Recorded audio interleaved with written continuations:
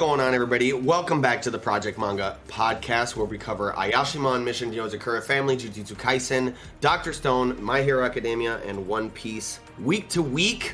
Back this week covering Weekly Shonen Jump issue number 11. I'm your host, Eagle. Nox. And Mellow Yenis. And back for another episode. Joining us again this week is Shonen OG. What's up, man? Thanks for coming on the show.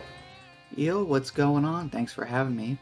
Glad to be here a second time, and I'm very excited for this week. Yes. And of course, we will put any relevant links and stuff like that down in the description box so you can follow all of Shonen OG's stuff and check out the stuff he does. And as usual, while you are down there, you can find links to any and all of our individual social media accounts such as Twitter, online communities like Discord, audio listening platforms to consume the podcast upon, as well as ways to support the show like our Patron or our online store. So, with all that said, fabulous week in Jump. Holy shit, guys. No Jujutsu Kaisen this week, but we didn't cover last week, so, we're going to throw that in here, as a courtesy. Because we love y'all. Hell yeah. Massive week to have OG here for Dr. Stone talk, because holy moly is Dr. Stone giving us everything right now. Chapter 12 of Ayashimon, Big Wings. Hell yeah. Yes. And I don't know, I hate to just kind of jump right into the middle of the chapter here, but this information had me so hyped that we got here on page 9. Yeah, this is big. That the heads of the kind of individual organizations were all associates and kind of employees of Kyo's, heads in his organization. Yeah, that's great info to get. Yes.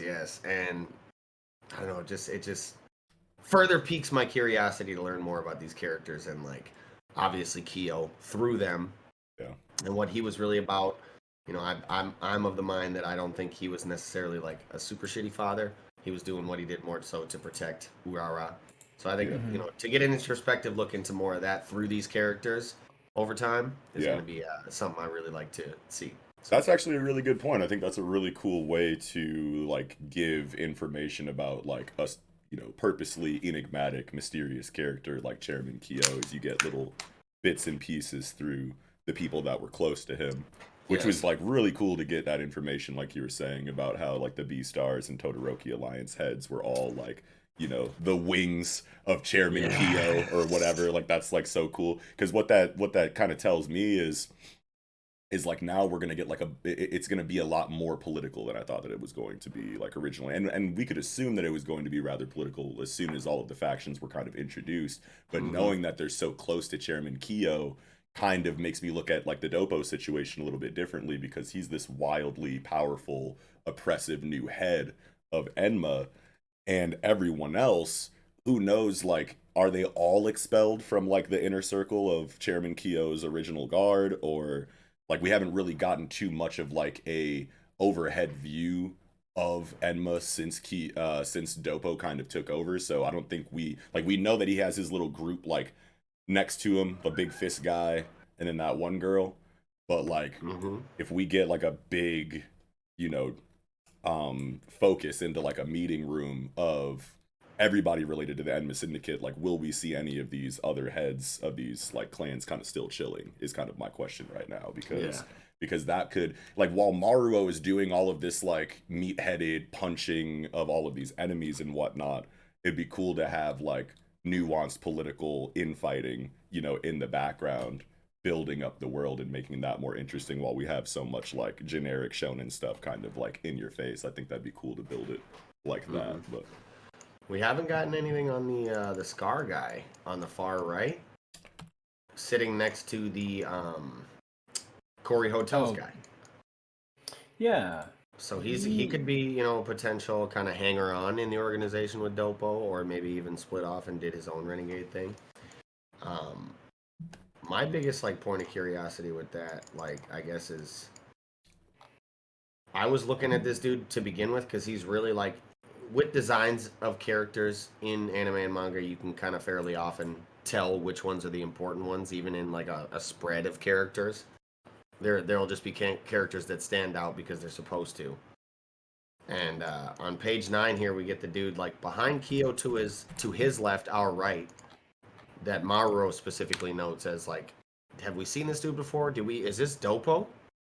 I think it's Doppo. It kind of does look like Dopo.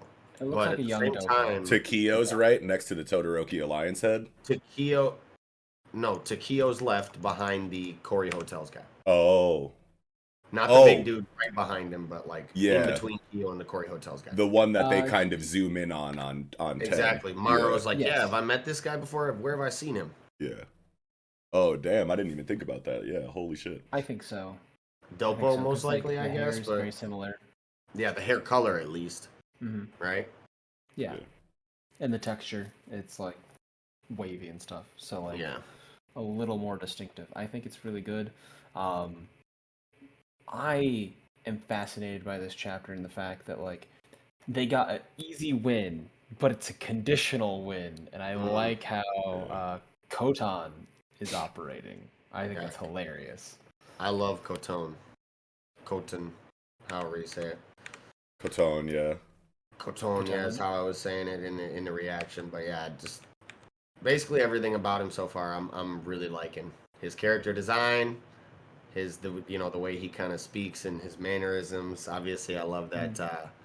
What is it?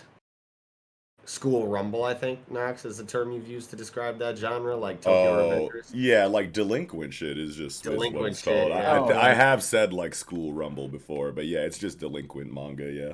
Yeah, like Kongo Basho, but like that's crazy. Yeah. What are you doing?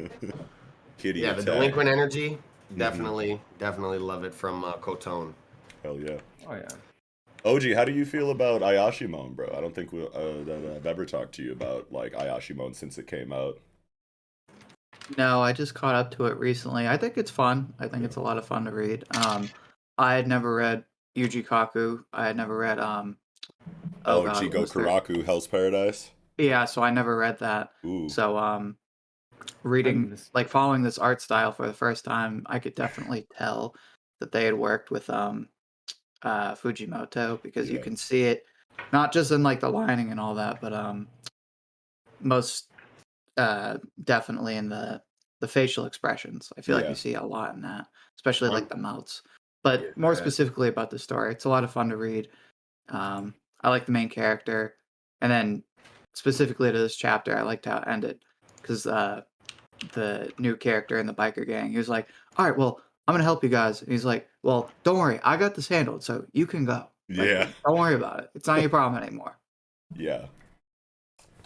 Yeah, I like that because it sets up like the next chapter to be like, okay, this dude doesn't like Maru over 10, and then obviously Maru is going to prove his worth to, Koton in the next chapter in some kind of way. He'll probably beat up like, maybe not Koton himself, but like just some other dude. I don't know. It seems like they're getting pretty close to each other. Like they might start swinging on each other, which would be really cool to see too. But Koton is low key Denji. Yeah, a little bit. Black hair, exactly Denji. like him, bro. Yeah. Yeah. I pulled up Chainsaw Man right now. I'm looking at this picture of Denji, and it's actually crazy because of his teeth. Yeah, he kind of looks a lot like him. I think a lot of the similarities in the art come from like Fujimoto and Yuji Kaku, like not really giving a whole lot of like shading detail to faces, like skin. You know what I mean? You just get like stark whites and like the really rough like pen on outline, or the really rough line work on top of that is like very reminiscent of Fujimoto Tatsuki. All the facial expressions are very like minimalist feeling, or the facial drawings anyway. Yeah. I think that so when you look at the doubles, the 18-19, when you look at 18, you can see his fingertips become crow-like. Ooh. Like talons of a thing. I think he's a Kotengu. Kotengu. They are known as like savage bird yokai. They're like the Crotengu, and then Crotengu. They're prone to violence. They're savage. Their appearance is based off like large predatory birds. So like initially his like wing comment made me think that he was gonna have like be a avian style like yokai, because at first I thought he was gonna be like a wheel based yokai. Yeah. Because I thought that the whole gang, the Todoroki Alliance, was like the Hyakuyago, the night parade of 100 demons, because they're talking about like the Black Knight party, and then both the there's the two dudes, the captains and the sub-captain in the gang that are introduced. I love that they gave us the name of the thing. So like one of them is like the haunted ox cart, the Oboro Gururuma. Yep. And that's apparently from like old school taxis that would be going through like rickshaw style taxis drawn through like tourist spots, and runners would like bash each other's carts to like cut each other off, which I think is very interesting because like road rage, and that's like the birth of that yokai. Oh shit. And then because like it's basically a yokai born of the anger of slighted nobles who were like got cut off and like got pissed off. Wow. And the other guy, the old dude, who's like the old school Waku. biker with like the kind of like Mad Max, like shoulder plate and the medals and stuff. The second team captain, he's a Wa Nyodo. Wan Yudo. I think we had got Wan one of Yudo, those in yeah. One Piece recently too. They did. Yeah. I remember that from the Wano arc. Brooks like cut through him and like froze him. Yeah, yeah.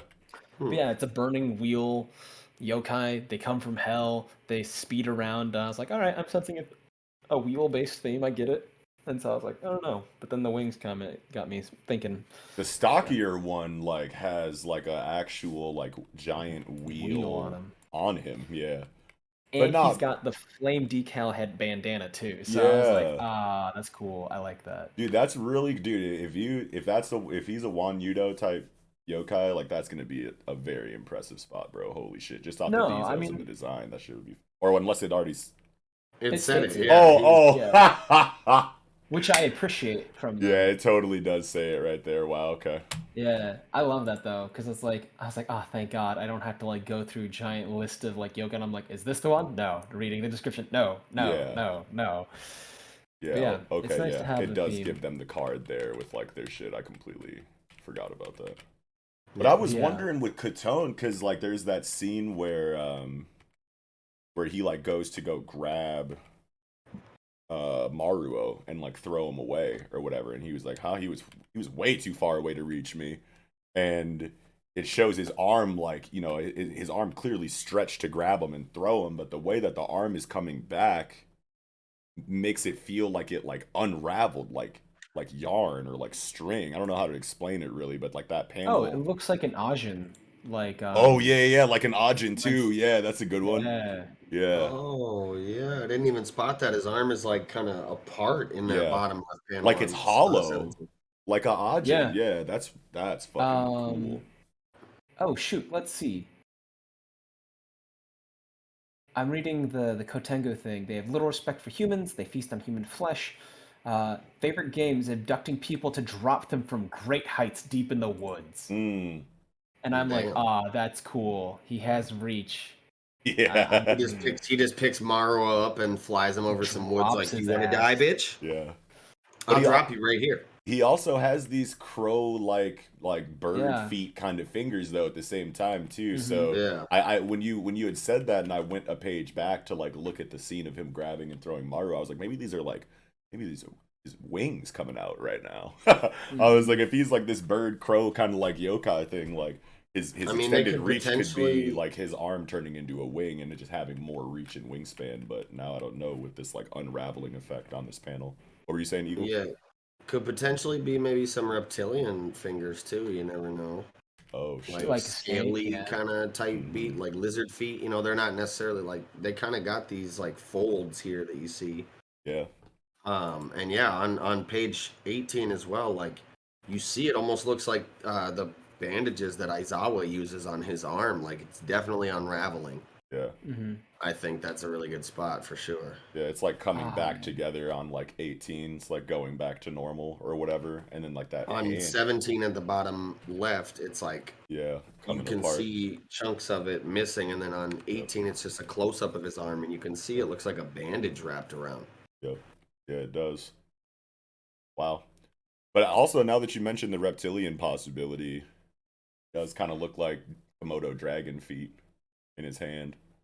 A little bit. Like, that's kind of like how like Komodo dragon fingers go into the claws or whatever a little bit, maybe. I'm only thinking about that because I just saw that like funny ass picture of that impossibly thick Komodo dragon looking back at the camera. I don't know if you guys saw that on Twitter. I or saw not, that. but That's hilarious. yeah, now I'm like, wait a minute, that kind of looked like Komodo fingers. But, Thick. But yeah, I don't know. Kotengu's their weakness is that they're brashly overconfident. So I was like, this is, I don't know, it's keeping with the vibe. yeah. But yeah, we'll see. We'll see. I love the I just representation of like their kind of squad. Like they feel like so much more of like a team now. I don't know what it is. It's a lot in the visual. I feel like for me more than the dialogue. But Maruo, like turning the page in from 5 into 6, and Maruo's face is just like right there in front of the wheel as he's guarding Urara. And then just no dialogue, barely any sound effects like for this whole page until Katone starts talking again. It's just like Mario's like, nah, you're not doing this right now. Like this my big sister, bro. Like, And he low key blitzed in front. yeah, too, like, yeah. He's like, I'm holding her down, and then he picks her up too. He's like, this is my little sister, man, or this is my big sister, man. I'm her bodyguard. You know what I'm saying? Get away. You're not touching her, type shit. And this in the art is just like feels so good, and like this whole confrontation, this close up, like face to face confrontation between Maruo and Katone, where they just both just feel so dominating in their own way. Katone obviously because he has like all of the aura and like regal presence of a gang leader, and then Maruo just like, I'll fold your shit right now, bro. Like just no emotion, like I will crease your shit if you take any more steps towards my sister. And he's like, dude, space, but then also makes a comment like, this really is like some street punk manga shit. You know what I'm He's saying? right in his shit. He's like, Yeah.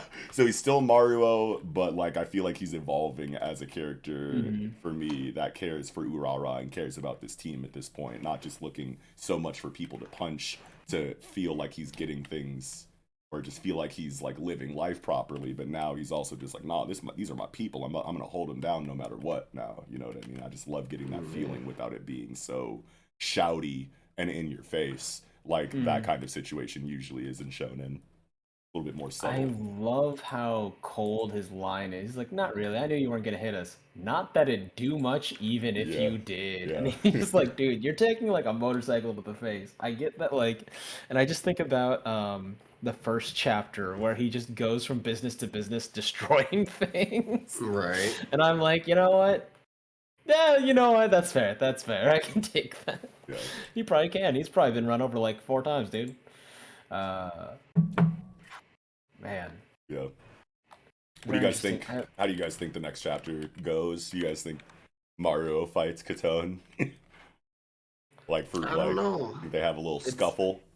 I think maybe, they might have a little scuffle. And Katone, with the delinquent vibes, he seems like a character that, through machismo could be not easy to win over, but Yeah. not impossible. Right.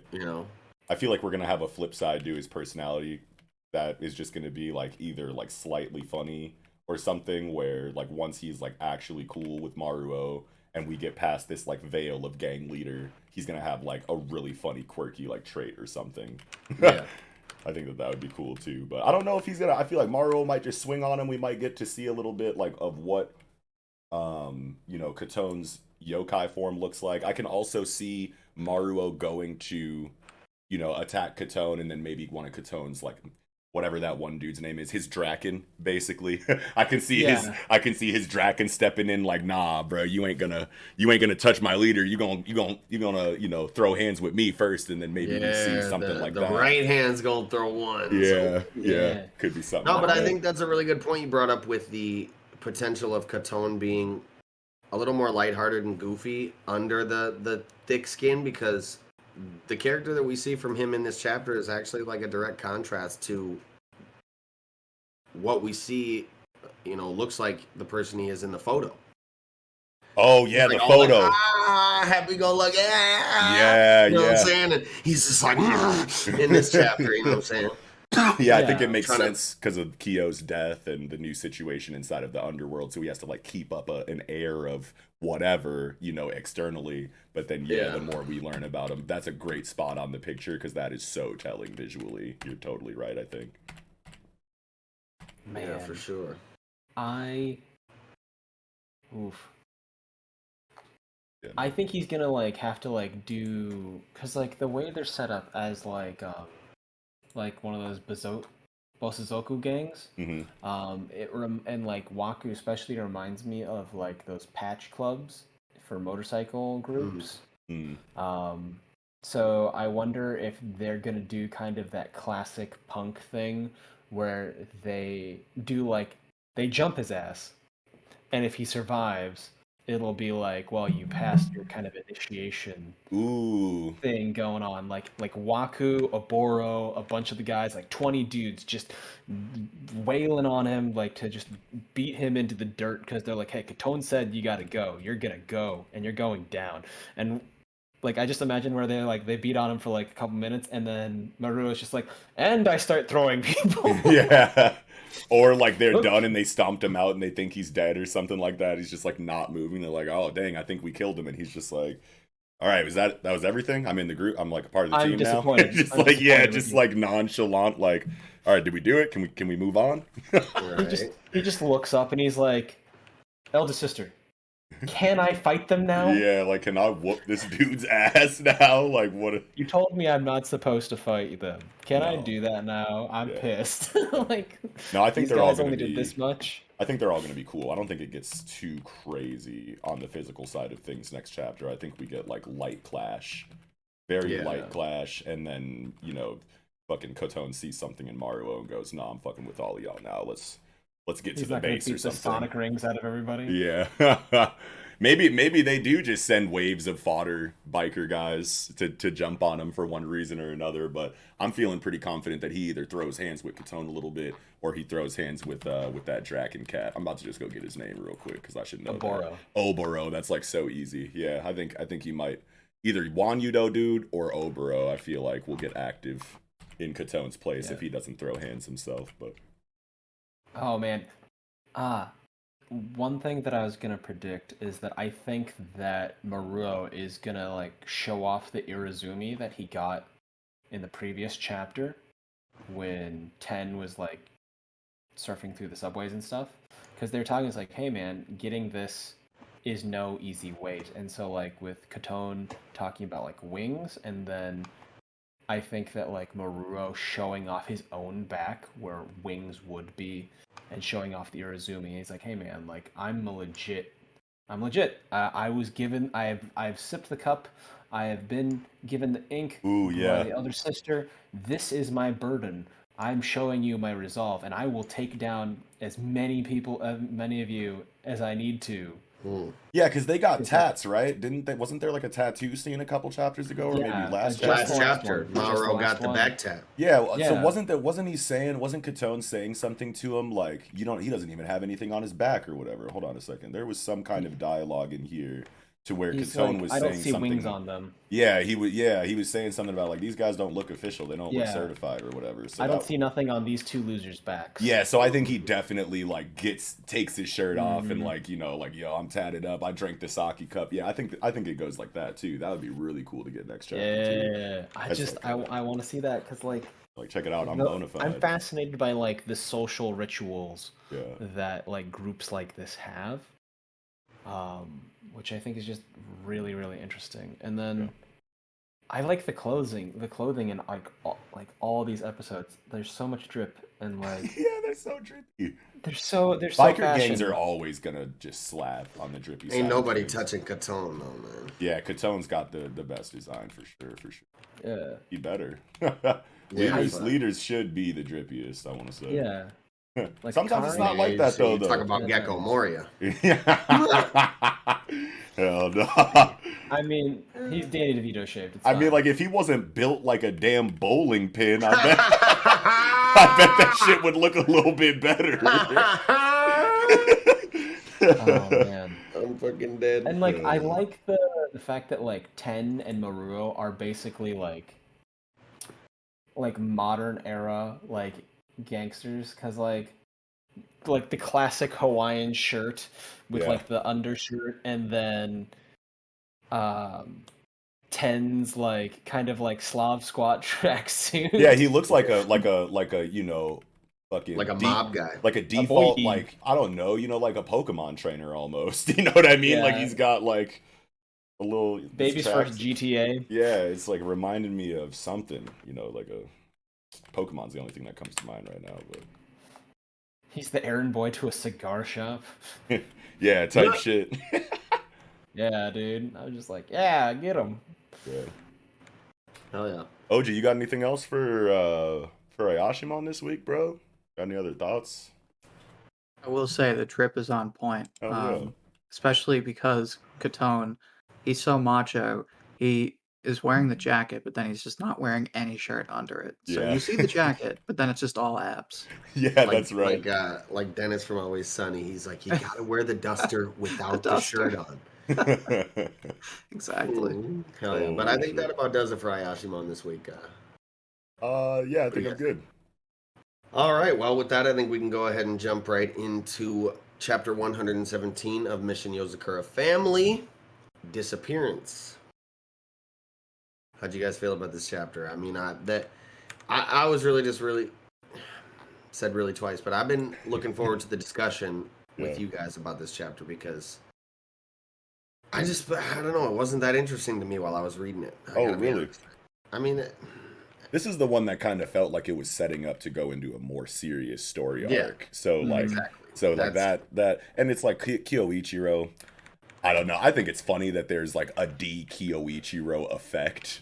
Like This literally, man is like so toxic. yeah, like that exactly. Like his toxicity and his presence is just like so drastic that as soon as he leaves, everybody's bodies and minds like go into like a completely different state. Yeah, like just like total catharsis. Like he's gone. Holy shit! But then when he leaves, he fucking makes sure you think about him the entire time he's gone, and it's just like you're the worst. But that's so funny. That's his red flag, baby. Yeah. Oh man, no, fuck. I hate this. I hate this episode because like we were talking about it the last couple chapters. We're just like, oh man, Koichiro is getting a lot of focus. Is this a death flag? Oh Is this yeah, a death someone flag? did bring that. Was that you that brought that up? It was you and me. We've been bouncing that idea back and forth for a minute. I We're don't just like, want that to be a thing. and I was like, this seems like a death flag. I feel like this is a death flag. And they're like, no, it's just a little limelight. I'm like, but what? Why is he all? Why 3 chapters in a row? Yeah, of just like No. hardcore Kyoichiro stuff. Like Yeah, and then like the theme of this chapter, being like they're so relieved that he's gone, and then that's gonna contrast the idea that like something's wrong. you're with it. gone, Yeah. period, and like they'll like things aren't the same when he's away.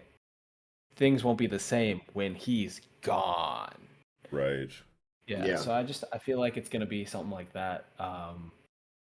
And it's Wow, just that'd gonna be crazy, man. Now that we're talking about it again, it's like I can't help but Major feel like character it seems like so much more likely before. I used to be like, there's no way any of the Yozakura family members are gonna die. It's not that kind of series. Like they're all making it to the end, happy family type, happy ending, regardless of what happens in the middle. Like this family, is gonna be straight by the end. You know what I mean? But if Kyoichiro goes, that would be such a major decision. Inside the story, that'd be like holy shit. That would shake the streets up for sure. Yeah. I don't know that I would like that, man. I'm fine. I feel like I have a wouldn't like love-hate it either. relationship with Kyoichiro. But I feel like that could be a good impetus to the situation I was talking about with Tayo, where he kind of like passes the torch in a way, and says like, okay, You're the man of the I'm house about to now. die. You got to look after my sister now, and you've proven that you can, so do the job right, type shit. Finally, like, kind of respects him on his way out. Yeah, and like all of the character interactions in this chapter around like people's the family members kind of perception of Kyoichiro just like slap super hard because it's like they're all being super wholesome while thinking of things that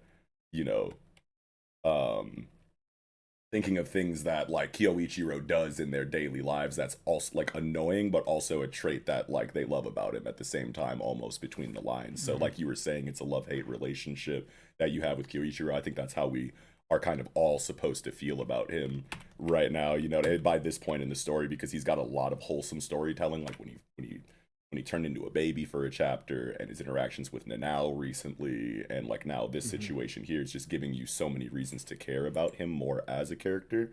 You know what I mean? But the entire series up until this point has been like, holy shit, Kyoichiro kind of sucks, even though like there's a charm to him there. For most of the series, I've been like, I don't know if I really like this dude. You know what I mean? And now, the last couple of months of Yozakura family have been like, oh no, Kyoichiro's actually like, you know, just as good of a family member as like everybody else, you know. And if that is leading into, you know, a fucking his death, Tragic death. That's just insane to me. I mean, Goliath looking like an absolute king this chapter. Yeah, luscious. Goliath. Yeah, look at Goliath's. Page 12. Yeah, his little mane, his coat is glistening. That's a The pet deep groomer's eye, people. Kyoichiro effect. Yeah. OG, you just recently caught up in Yozakura family too. How do you feel about this one? Just generally about Yozakura family. Yeah. I think it's really good. I agree with fans of the series. I think it's definitely underrated. Mm-hmm. It gets compared to Spy Family a lot, and I think there's a lot of similarities. One of the big ones being, especially in this chapter, there's a lot of like just dumb humor. You saw that with like the stress, like the main character, like literally, like if you look at stress at all, you see that like stress literally kills people. Yeah. So it was funny to see that, like, oh, his breathing and his heart rate went down 70% from not having the stress. Like, bro, are you okay? Like, have you been like you have not No. been okay I this thought that was entire time? hilarious. We saw his favorite movie, okay? He's not good. Yeah. Tayo's not alright. Oh He's yeah, not good, Tayo's favorite movie was like Tayo's super page, dark and nasty as shit. fuck. I love it. Page 13, the man in the crowd. Let's talk about Oh it. yeah. Yeah, Momo is like chilling like right now, which was like, you know, the indicator that we're about to start moving into a little bit more serious storytelling, and then obviously by the end of the chapter we know that that's pretty much guaranteed for the next at least chapter. You know what I mean? I think that since we've been in such a long, you know, slice of life, you know, sibling pair up, you know, get to know them better kind of storytelling, that I don't know if we're moving into like the end of the series, but like I think we've spent so much time with these kind of chapters that I think we can be confident that we'll get like, you know, another fucking like front lines tier arc, you know, story arc that we're moving into, absolutely. or higher, you know what I mean? So that's It's really a raid. exciting. Yeah. It's gonna be a raid. I'm excited for that because then like the fights can last like 3 chapters. It's gonna be really solid. And like they're in that I like the little like blooming blooms right outside the cave. He's just like, I'm in the right spot. This shit's growing. So Yeah. like You guys think he's going to confront Momo? Or do you think that like we're going into the next you know, descendant of the first mother? You know how like there was like all of those you know, descendants that parallel current Yozakura family, you know, members. What if we're going into the Kyoichiro one right now, where it's like I the feel descendant like that he's mimics fighting him? a descendant Hmm. or Momo. It's either that or the other. Like Yeah. I feel like I can't imagine anything else. Like he's going after like a major root cluster is what he's going against, and he's like, you know, I'm gonna pull you up from your roots, like de-weed you from the garden of my life and society. Like, Yeah. oh man, it's just like, and like the fact that he took the family photo just seems like, you know, based off like what I see in movies, it's like that's a huge red flag. That's flaggy. Ah, That's super so flaggy, man. flaggy. Yeah. It's so flaggy, and I'm like, but like, you know, we used to talk about how in like Black Clover, no matter how bad things are, nobody dies, like Gaja and stuff. Yeah. So like, if Yozakura family does kill Koichiro, I'm gonna have a lot of respect for it, and I'm gonna be sad. I'm gonna be sad about it. But I'm Sad gonna for sure. respect that decision a lot because it takes a lot to like Yeah. kill off a main character, Yeah. like a real main character. It's Yeah. just like, damn. Yeah, no, you're totally right. I agree 100% with that notion, that sentiment. Mm-hmm. Anything, OG, anything like crazy, like stand out to you in this chapter specifically? Not much else that hasn't already been said. I definitely Yeah. think Mello's making a good case for this. Like, I didn't really see it until we started talking about it, but this definitely feels like we were set up to have our to lose our guard because it was Yeah. way too casual of a chapter. Then you have all these red flags, and then the chapter ends, and he's by himself, and it's like, oh, Such an ominous tone, at the Yeah. end of the chapter, especially after so many wholesome family chapters. You go into and end this chapter with, like, hey, is everything like all right with Kyoichiro? And then he's just in front of a dank, dark cave. You know what I mean? It's just like, oh no.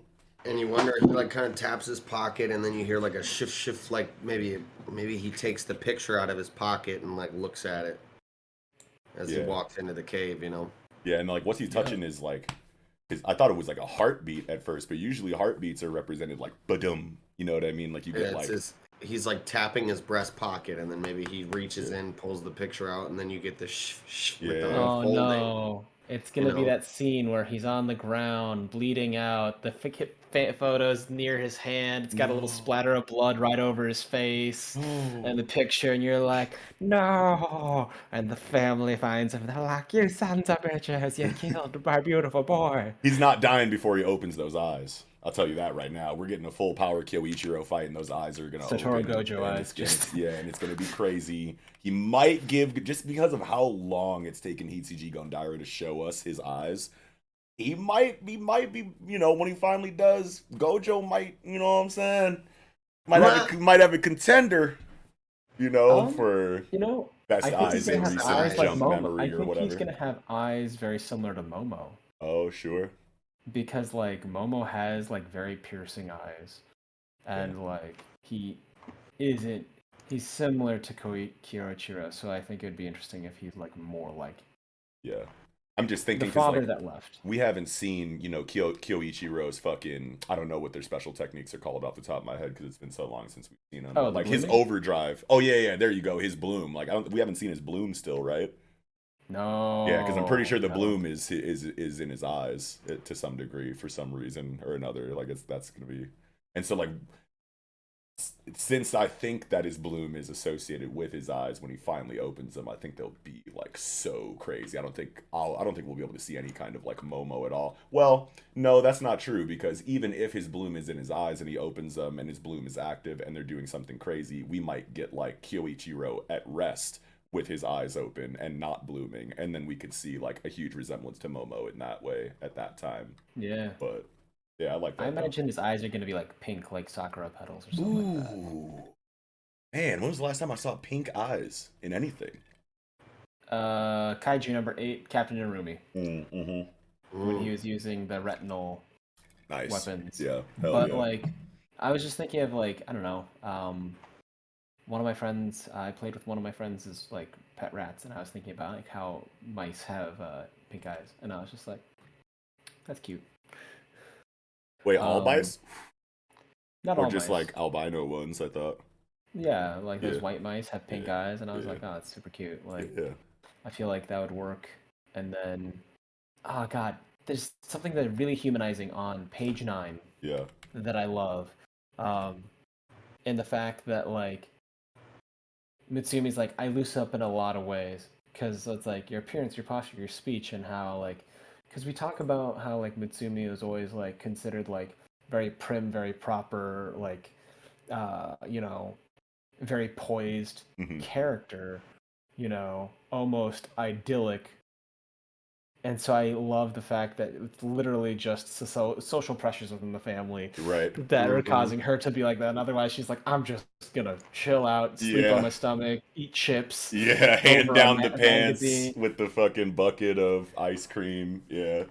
Yeah, it's sweatpant life. Yeah. And I'm like, perfect. Yeah, no, I didn't even think That's about super that. human. I love that. Yeah, I love that too, dude. That's a great call out there. Yeah, everybody's little, like you get like sometimes you just get like half a panel of like a reaction of a sibling reacting to something that another sibling said. And it's just like these little tiny, like focused comedic drawings, like in the background a lot of the time. And I feel like because of how much time we've spent, fleshing these characters out and just spending time with them and getting to know who they are, that whenever, even if we're focusing on a completely different thing, you'll get like these little tiny drawings, these little like offhanded panels of these siblings reacting to things, and it just slaps so hard because of how familiar they are to me. I don't know how to say exactly what I mean right now, but I feel like these characters don't need to have a whole lot of screen time, you know, in a chapter that's focusing on something else entirely for me to feel like their presence is, you know, there enough. You know what I mean? Like you don't have to. The series. Yeah, you don't have to do too much with them, you know, like on the sidelines, because they've just been there for so, like, we get them so well at this point. But I don't know if that made sense, but that's how I feel about it. But. I'll pick it up when you put it down. Yeah, for sure. I don't think I had anything else for Mission Yozakura Family though this week. Really just ready to see that next chapter and what's inside this fucking cave. Yeah, see what's going down with Kyoichiro. But yeah, that's all I had to. All right, well, with that, I think we can go ahead and jump right into chapter 174 of Jujutsu Kaisen, Sendai Colony, Part 1. Yes. And right as the chapter begins, we get this panel of the two of the main players here in the colony shocked, like, oh shit, buddy's Shikigami is disappearing. And also, I think confirmation of what Mello was talking about. People were saying when I was reacting to it a couple weeks ago that these are the Shikigami, or the kind of cursed spirits that we saw at that one point. Yeah, I couldn't remember who had pointed it out a couple of weeks ago in our review. I think it was you, Eagle. I think it was you. You were like, now that I go back to like this page of I think you went back to the chapter where Kenjaku was walking everybody, or was walking people out of the thing, and you were like, maybe this giant naked mole rat looking thing is the Shikigami that he was talking about. That was Mello. I was fairly sure. I don't want to take false credit. I was fairly sure it was Mello. Someone brought it up, and I was like, yo, that's wild if that's the case, because I could totally see them just like on a fucking track, just walking around a certain perimeter, and then obviously that creates like, you know,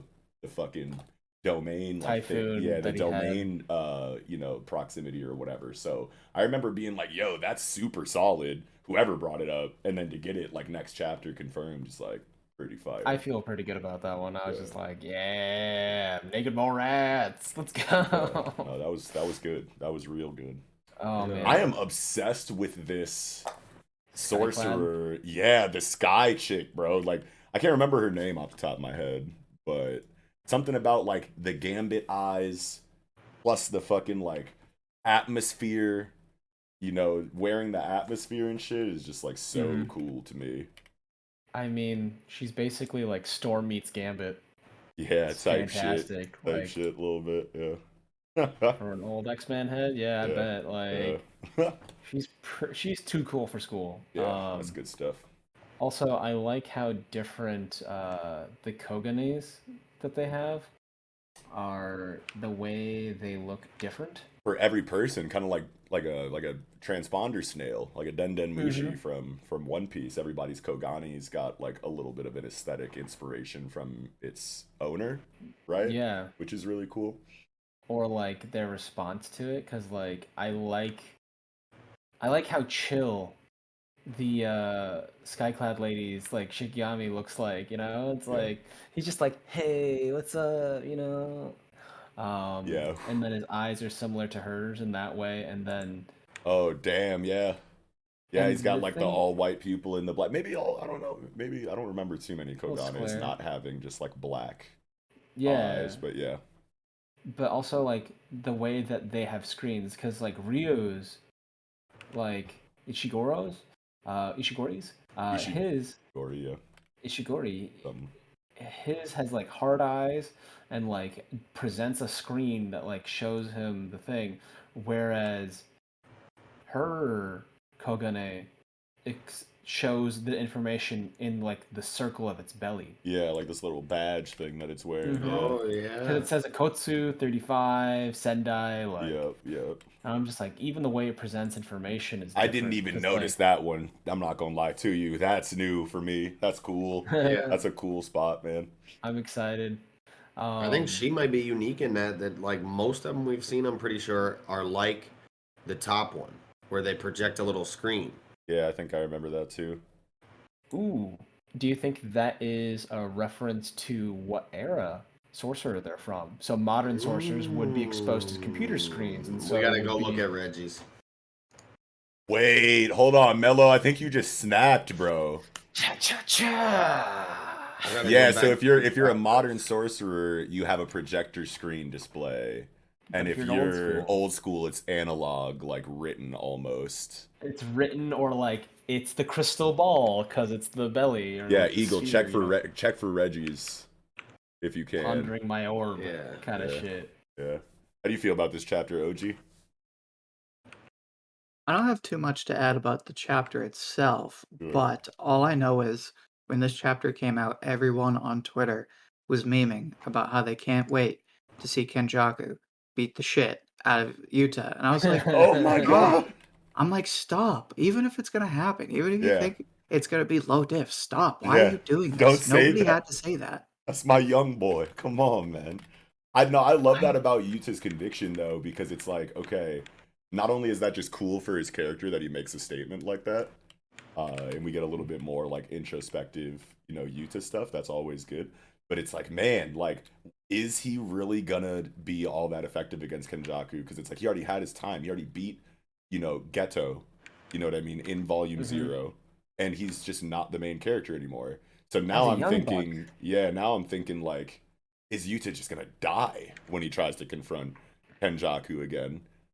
Because it's like you've already had your time. So it's like if you're going to like shoulder all of this responsibility and just run into the lion's mouth because it's like I already whooped you once basically. I know you're not the same character, but like you have the same skill set. I'm older now, I'm better now. Like I could totally see him just being like, I got this. And then just unknown Kenjaku factors just get the better of him and he potentially just dies to Kenjaku. I can definitely see that like happening because like Gege's not afraid to kill characters, even like wildly important ones. You know what I mean? Or relatively important ones, I guess. Yeah. And like I was saying, again, Yuta's already had his time, so it's like, man, I'm like really scared about that. Thinking about that. But then he's gonna, if he does, he's gonna have him flex like crazy up until that point because like this situation where he's like up against Kuroroshi in this chapter. So cool. Is just insane. And if we're just gonna just have him flexing in Sendai Colony until he gets these 400 points, like that's gonna be like all the Yuta will need if Gege really does, make the decision to kill his character afterwards. So like I'm not too worried or upset either way, but yeah. I love Kuroroshi's design. Yeah, Like it's he's real just the good. terrifying, like no face kind of dude. Like I love that Very every Brack single show. eye. Yeah, it's like all the eyes are going in different directions. Even like secondary eye, like his like tertiary eyes, Yeah. set of eyes is like 3 eyeballs, 4 pupils on 1 orb. Like he's so disgusting on page 14. Like Yeah. he's horrifying to look at, and I love that. Like I can't wait to see that animated. Yeah, I was just gonna say. Yeah. Like the swarm of like bugs and stuff. I love how it's like very Junji Ito-esque, like or like piranhas where they like skeletonize a man from the inside out and just like very Biomega in that sense. I love the horror in that, and like his the way this weapon- kid gets ate up is just wild, bro. He's like, oh, I got you, and it's just like, no, you don't. You have a you have half a torso and some arms, and diminishing. Yeah. I don't know. I thumbed through a bunch of these Reggie chapters, and I don't know that we actually see his pull out a screen. I mean, in the last chapter with him, he's like, Kogane, give this guy all my points, and it just pops out, and it's like, okay. Yeah. But he doesn't, I don't know, I didn't You probably see have him to go to the ask it. beginning of the fight, because Yeah. like typically you talk to your Kogane like right before you engage just to get as much information, about. I'm thinking maybe the person. even like in his introduction would be where we see pull, maybe. like ask Kogane for some information. Yeah, 'Cause and we don't got to spend too much time on it either. Like if someone in the comments wants to like plug us with that, like that's what I was cool. gonna Or say. or we could just like look it up ourselves after the recording. But yeah, as far as like the Kuroshi stuff, it's like, whoa. Yeah. First off, when he comes out and he's just like in the fucking water, like no arms, nothing, like looking like No Face with antennae and Yeah. shit. I was like, Mhm. yo. Yeah, what a page that is, dude. Like, not only is his design like very, there's like not a whole lot to it besides the face, but just like the shape of the silhouette is just so ominous and just so terrifying. And you get him like solid black silhouette underneath the bridge in the background of the panel, you know, and then you get like the full render of him too. So like just cinematically, like composition wise, this was like a great page or a great way to compose the page to reveal the official design for Kuroroshi. So it slapped, Yeah. it hit, it did everything it needed to do. Oh man, And they even his said how sword. Drew's technique was specifically like a hard counter to it, which is why it was kind of laying in dormant. Yeah. It did like a fight or flight response like went off inside of Kuroroshi, and he was like, hey, like I'm cold, but like whatever that is, like fucks my situation up. So I'm going into like hibernation. I think that that's a really cool trait to give to, you know, Yeah. the first like really powerful sentient curse since the curse family. You know what I mean? Since Mahito and Dagon and Jogo and shit, since all of them left, like this is like the first like real deal special grade I feel like we've seen since then. Like that could potentially be on par in power with them. You know what I mean? So I'm excited to get more Kuroroshi. I don't know if he's going to be like that much of a talker like the other members of the Curse family was, but Yeah. yeah. Yeah, but it's Oh. I just can't wait to see Yuta flexing, man. I'm not in the camp that thinks he'll die to Kenjaku, but it's definitely possible. Yeah. Yeah, got to consider the possibilities because he's. I'm also really curious about this festering sword of life, or this festering life sword here. Its design is, to me, it's like Beautiful. fantastic because it Yeah. has the trypophobia, like the hole, you know, trypophobia. It's like when you see someone that's like riddled with holes, like honeycomb, and you see wriggling things underneath. Oh, Like jeez. it reminds me of that. Plus, festering reminds me of like a festering wound. Yeah. And combined with like the visuals, like the trypophobia stuff, it reminds me of this species called the blowfly. They lay their eggs in open wounds. So I imagine the idea of like little maggots growing out of the wounds. So it's like a Oh, weapon Jesus. that curses you, and then bugs grow out of you and slowly eat you from the inside. Oh my God, that Like, would be the worst way to die possible. It's gonna Yeah. look awful, and I'm looking forward to it, to be honest. But Yeah, Festering Life Sword is cool as hell. I like the scan. I like the fan translation for the weapon a little bit more. It's not that crazy of a difference, but it was just Fester Life Blade. I felt like that just like rolled off the tongue better. Maybe it was because I read the scan first, so that was like the first impression I had of it that could be influencing my opinion. But I don't know, Fester Life Blade just slaps a little bit more for me. But as far as like the capability of the weapon, the Festering Life Sword and Enchanted Blade that mixes life and death. As soon as I read that, I automatically thought of Magi. I don't know how many of us have read Magi all that far into Magi. I know maybe Eagle, I think you watched the anime only. But I remember Hakuryu and Judar versus like Aladdin and Alibaba, I think was the matchup. But either way, it was definitely Hakuryu versus Alibaba. And he had this weapon or this technique inside of his vessel that when it attacks you and it lands, it like separates your consciousness from your body, and your consciousness just kind of goes and floats off in limbo forever while your body is just like catatonic laying there. And there was this crazy dialogue about how there's no way to come back from it once you're affected by it and all that stuff. I can't remember all of like the nuance, like details of the technique, but as soon as I read that like mixes life and death thing, I remember that being a point of that technique in Magi, is that like you're kind of like stuck in a perpetual state of life and death or whatever. So like I just automatically thought of that as like a potential, maybe not inspiration, but like mechanically it could work similarly, which I think would be crazy because it seems to like ignore your current set of capabilities. So like it's as broken as a domain, since when it comes in contact with you, there's really nothing you can do. In my mind, like as I'm picturing this, just because that like felt like that was kind of the way that it was going in Magi too.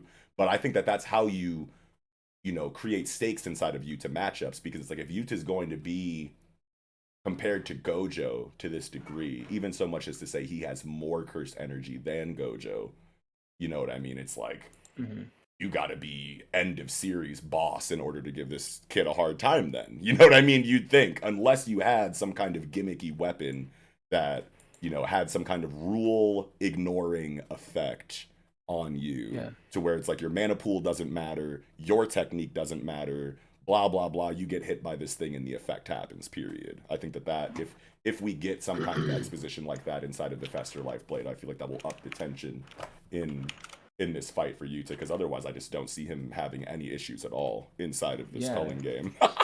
I imagine that, like, if the blowfly curse theory is correct, then I think it'd be interesting if they said it like the rule was the maggots will grow quickly and expand and eat in proportion to the target's like overall mana pool. So the fact that he has so much cursed energy is a detriment. So like if there's a kind of technique that like plays on your mana pool, that's another way then too. So if you have like a little bit of like cursed tech energy, the maggots grow slowly. But like I imagine like Yuta just has the maggots, they're so big so quickly they just fucking explode out of his wounds and they start flying around, getting up in his face. Like I don't know. But like Yuta claiming like he's gonna kill Kenjaku because he doesn't want Gojo to like kill his best friend is like that was deep. Gojo's the strongest. No one ever worries about him. So like the fact that someone was able to worry for him and like shoulder a burden for Gojo, like it's the idea of like who heals the healer kind of thing. Mm-hmm. Yes. So like I think this is fantastic. And I love the last thing that I kind of had for Jujutsu Kaisen is just this panel on 13 after Yuta. Well, we can talk about the art too, because the fucking art was just like stupendous inside of this Yuta versus Swarm art. Just beautiful. From like 11 to into 12 was just like, holy shit, what a sword slash. But then coming out of that Ryu dude goes, his output isn't all that. And I'm like, damn, for real? You know what I mean? Because like we already got the exposition box that said he boasts like the highest cursed energy output among all the players or whatever. So like that automatically had you like, holy shit. And then there was the translation thing where it's like, does he shoot it like a cannon? Does he not shoot it like a cannon? He just looked at Yuta's output here and said, it's all right. And it's like, I need to know right away, is he just talking shit because he's an arrogant character? Or is he really shitting on Yuta's output like that? Yeah. Because that's just crazy to think about. Well, is he I don't the kind of guy that like think... lets loose the floodgates with a snap of a finger, like house is gone, right? Like if he's like, what is he shooting, right? Like what caliber blast is he operating with? I want to know. Yeah. He does commend him on the same hand, though. He's like, what's surprising is his overall cursed energy. Yes. Which is like another thing we've gotten of Yuta. Like, I don't necessarily know. I think I brought this up a week or, not a week ago, but a couple weeks ago on the show. There's like this very question, like, does Yuta have... I think when we got this, when this canon dude was introduced, I was like, I thought Yuta was that. And we kind of had this discussion on, like, not necessarily output, but reserve type beat. Yeah. So, like, Yuta's, reserve, where this dude is, like, output. Yeah. So, I don't know. I think it works. Yeah. For sure. I'm just like, I'm just wondering, like, is his output going to be that much crazier than Yuta's if he's saying something like his output isn't all that? Because, like, definitely, like, the mana pool situation is just, like, probably not even a discussion. You know what I mean? This Ryu dude's mana pool is probably nowhere near Yuta's, and he commends him on it too. So he's like, that's the area he's got me in. But output is where I'm like, so what kind of attack are we going to see from this dude? And is it really going to dwarf, Yuta output display? Is like really what I want to know, because he has the pompadour. He's very, externally Macho. flamboyant, and like he's just got the all of the you know, kind of shit that tells me that he could just be talking shit. You know what I mean? But at the same time, the superimposed like overarching like narration when his character was introduced, completely not related to his dialogue at all, was like he has the highest output period. So it's like, man, there's just gotta be some truth there then to what he's saying, which is just wild to even imagine. Mm-hmm. Yeah. Oh man. Like, are they gonna fight each other? I feel like they should. I'm trying to They see really that should. shit, bro. I'm trying to see this I want to clash. see that. I want to see that. Yeah. Oh man, but like 6 and 7, the double spread, when the wave of vermin just comes, like the giant vermin tide Yeah. of roaches. Yeah. Like. So what do you guys think is up with these people? I don't know if it's explicitly stated why they're clearly non-combatants still in the colony. Do you think that it's like Kenjaku didn't get to them yet to offer them a way out, or do you think he did go to them and these are just the people that were super skeptical, like stranger danger, get the fuck out of my house, I'm not listening to you or following you at all, and like now this is the situation that they're in for not listening? Yeah, I think so. Yeah. Or they were let out of there, and then some people were like, because like or went back, you know, Yeah. because like, oh hey, you know, my life is there. Yeah, my I got wallet, nowhere else my to go. cards, Yeah. my phone. I need my phone to Yeah. like reach out to people elsewhere, so I have a place to sleep Yeah. tomorrow. That kind of thing. Or like with the mom. Maybe one of her kids chose to stay and she had to go back for her kid. Yeah, I have a hard time. Man, I don't know. It's like because Kenjaku comes to you in your dream and then says like, yo, shit's about to get crazy. I can take you out of here. You know what I mean? And I mean, me personally, I'd be like, damn, that was a crazy dream. But like the dream version of me, I can't see like reaching out and grabbing Kenjaku's hand. You know what I mean? So I'd probably be one of the people that was left behind just off of skepticism, you know, because I can't see. Like, these people have to know that it got like ugly like right away. You know what I mean? Or maybe they don't actually. Maybe they just all had to make their decision before they saw the state of the world around them. You know what I mean? Because I can't see this woman and her children, this little baby on her back is like in a fucking like baby boba thing. Like, he's very new kid. You know what I mean? I can't picture a mom wanting to stay in this kind of situation even after the warning. So I'm glad you guys brought up this little girl and this mom, because Yeah. I totally forgot about this, but somebody in the chat of my live reaction said that the character on this little girl's backpack is that's Kenjaku. Oh damn. It's Tian, the Chinese. It's a character in my Chinese name actually. It's No, Tian, means Tengen, heaven. not Kenjaku, but Tengen. Okay, I was gonna That say. character means Tengen. Oh, okay. Yeah, because in Chinese it's Tian, which means heaven. Sorry, I misspoke there. Not Kenjaku, Tengen. Yep. So that raised a lot of suspicion for me when they brought that up. I'm like, yo, why is this little girl got a backpack Tengen with backpack on? The Tengen backpack on. Yeah. Yeah, what? Yeah, that's kind of crazy, man. So yeah, just I don't know, man. Suspicions everywhere, man. Little visual storytelling, like breadcrumbs that are probably foreshadowing things that are just so above our heads right now. Gege's like really good, I want to say, about like little subtle details like that. It maybe not as many examples as like an Undead Unluck or a Chainsaw Man, but Gege beyond that shit. You know what I mean? So yeah. Man, it's just Rika looks slick now that she's been like reconstituted. Yeah, still, love her man, I can't upgrade. wait I till we love get her the upgrade. explanation on that, because that's just so crazy. Like, is this Rika? Is this a facsimile of Rika that's just effectively still the same thing, but just like different somehow? I have no Is idea. it fully actualized Rika, where he's not unsure of where his cursed power is coming from? He's like, I see you, I recognize you, I understand you, I accept you, and it's like it has become more controlled as opposed to like feral and lashing out.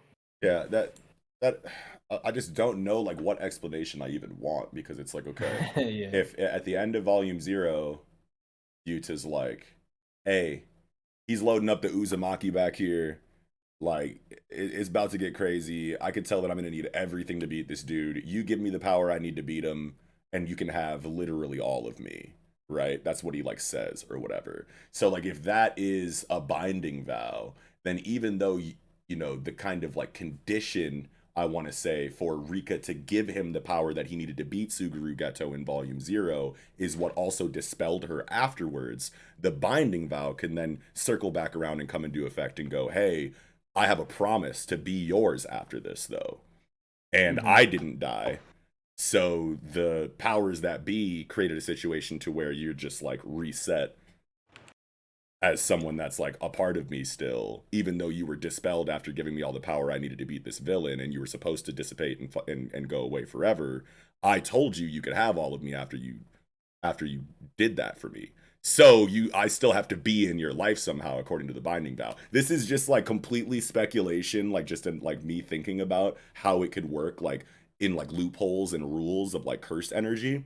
You know what I mean? But it could be a situation to where it's like, hey, yeah, you were supposed to go away, but the binding vow is keeping you here for one reason or another.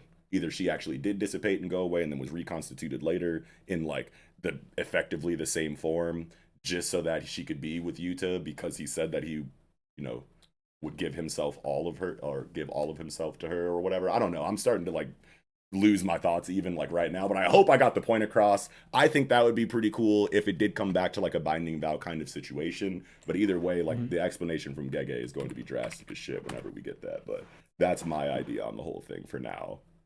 Hell yeah. Yeah. And that is all I had for Jujutsu Kaisen this week. Yeah, I think that's about all I had as well. I'm set. All right. All I'll say is I definitely overlooked these civilians, and I think they're going to be a big factor. Yeah, for sure. Yeah, and maybe that's like another way to kind of like up the stakes in Yuta's character, because we know that he's a physical powerhouse that like no one can really compare to except for Gojo as far as we know right now. So like what could give him a hard time? These people that he's protecting. If the little girl comes out like, Oh man, I was thinking about. Oh yeah, like on some fucking yare daze type shit. Oh man, because she has the Tengen backpack. Oh my god, if that's like a sleeper, if that's like a Tengen or like Kenjaku like sleeper agent or some shit. I was wondering because like the people being a vulnerability would remind me of how the group trapped and sealed Gojo. Like they tied his hands by involving so many civilians, and so in a place chaotic, because like literally looking at them under the bridge reminded me of like the train tunnel scene with all the people, and I was like, ah man, Yuta has to go through like the same kind of like trial to like meet Gojo's level if he wants to even surpass it. That's it. All right, well, with that, I think we can go ahead and jump right into chapter 229 of Dr. Stone. Why, man? OG, what's up, man? Take us in. This was a great chapter. Just on a more general level, this was a great chapter because for the most part, everyone seems happy. Yeah. Like with something that's so crucial to the story, everyone's going to have their complaints and their agendas that may or may not have been satisfied, but for the most part, everyone seems happy. So my outlook on the series is very optimistic. Oh yeah. I think I take back entirely my like idea that I had like, I don't know, 3, 4, maybe 5 weeks ago when we were getting ready to blast off. I was like, I think Stanley's going instead of Ryusui, because like someone has to not make it back from the fucking moon, right? I was like, you don't want to like, you know, kill effectively like Ryusui or whatever. And I was like, so Stanley makes all the sense to go because he's a better marksman and better blah blah blah blah blah. But also he's the expendable one is like kind of like what I thought. But now that you're getting this information about this race of Medusas, now I'm just like you were saying, like I'm just happy, like I just feel good. I'm like not scared of where they are anymore. I wouldn't count the Stanley thing out just yet because I don't know exactly how things are going to turn out. Because Gen said like it doesn't really seem, or the outlook on negotiation is looking very slim right now. Oh. And there's Yeah. like this, Yeah. for lack of better words, there's like almost like a language barrier. Like they're literally speaking different languages, and like their paradigms are so completely different. Like the Yeah. Medusas are just like, well, why wouldn't she want to just be immortal? You know what? We'll just make you Mhm. immortal anyway. Mhm. Yeah, they're just So looking like, at it from like a cold, calculated AI standpoint. Like right, logically, this is the best course of action, regardless of what you say. And so there's like a dichotomy there. They're trying, like, Y Man is trying to understand just that human mentality of like, no, we're gonna revive the human race and we're gonna fucking keep it pushing and we're gonna build shit back to where we were. Yeah. And he's like, but you're gonna die. Don't you want to live forever in perpetual darkness and mind death if you're not a fucking genius? Like what? No. Yeah. It's almost like they're disappointed. Like, we thought you were like way more advanced than you are as a species. Like, what the fuck do you mean? Like, you obviously want this, right? Like, you guys are all smart. Like, you know what I mean? Like, you guys can all handle this like Yeah. infinite thinking, life that I'm trying to give you guys. And it's like, no, only a couple people could do that. Mm-hmm. Yeah, it's interesting because they seem to like, because like I think this encapsulates the big part right here on like page 16. Far from being able to produce more of them, humanity could not so much as replace their batteries. And it's just like, yeah, you completely collapsed their entire civilization. And so like I think it's not used to running into species that are so tied to like the systems that we built up to survive Yeah. as a species, period. Like how our societies function and stuff, and how the systems are in place are built up, are integral to like how anything functions every single day. So I think it didn't take into account that, and the fact that like humanity's biggest point is our like communal nature. Yeah. Because like I think it's used to dealing with like, I mean, it's a hyper intelligent AI. I'm sure it's run into species that are able to like operate Yeah.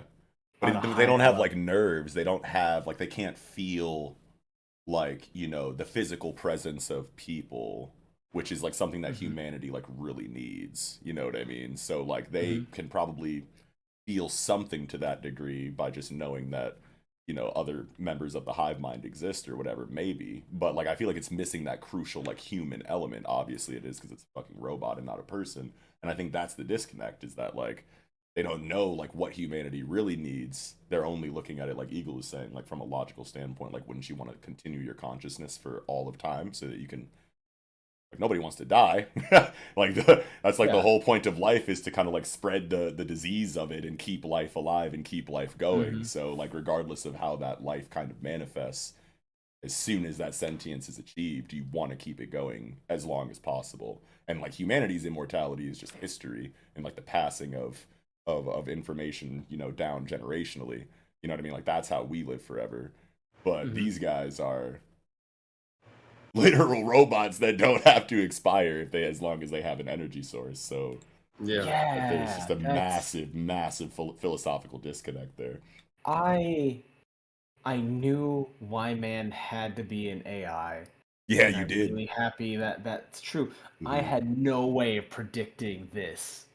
Yeah. Like I was blown away the last two chapters, like from that. I was just like, And I can tell "Whoa." Riichiro Inagaki and Boichi and like the editorial department are all just like, we're about to do it to him finally. Like they probably knew that people would eventually come to the idea that this is artificial intelligence, but then they had that like back pocket explanation on top of it that they just couldn't wait to serve the streets.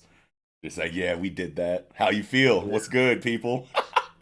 What do you think? And the response has been like way more positive than I thought that it was Thank going God. to be. You know what I mean? yeah, Because it's been like not overwhelmingly, but like pretty consistently positive. yeah. And when you have something that's built up so much, like the reveal of this information in a story that's past 200 chapters, you wonder if you're ever going to reach that point in hype and expectations to where nothing you do will satisfy people.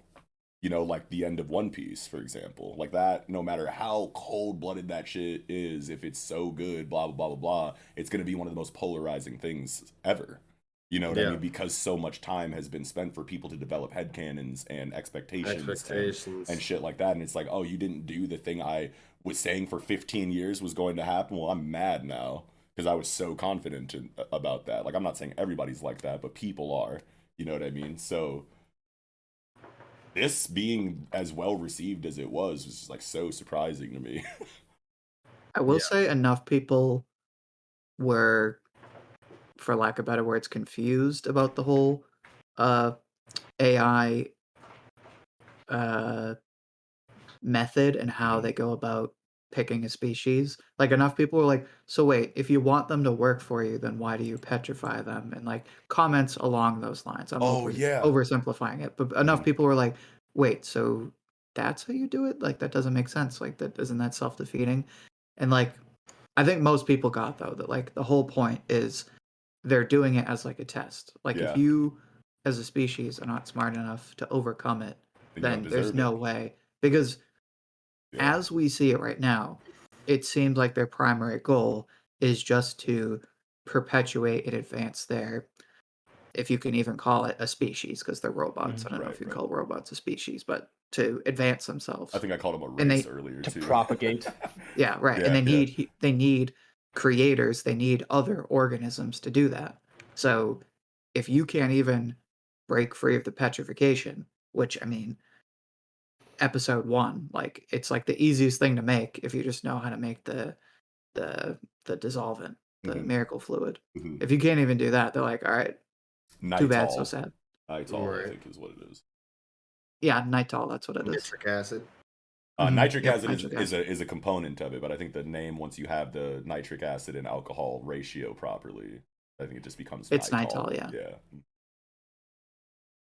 Yeah, no, you're spitting though. Like when I was reading the chapter, I kind of felt similarly to the response that you kind of just gave an example of I was like, wait a minute, like if that's what you want, then why are you going about it this way? But it being, a test makes all the sense in the world. It's like if you aren't up to the task, then whoops, we made the wrong decision, on to the next. Like whoever. You're welcome. Yeah. Let's see if we can find anybody else to get this cracking. You know what I mean? Like see. Yeah, and it was like expectation too. Like they're like, obviously this is the course of action they take because they want the immortality. They're like, the smartest ones are gonna break out. They're gonna make these shits. They're gonna keep making these shits because they want to live forever.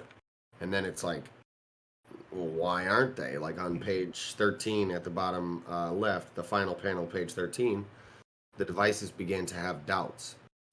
Despite eternal life, the beings remain petrified, never dying, but taking no further action.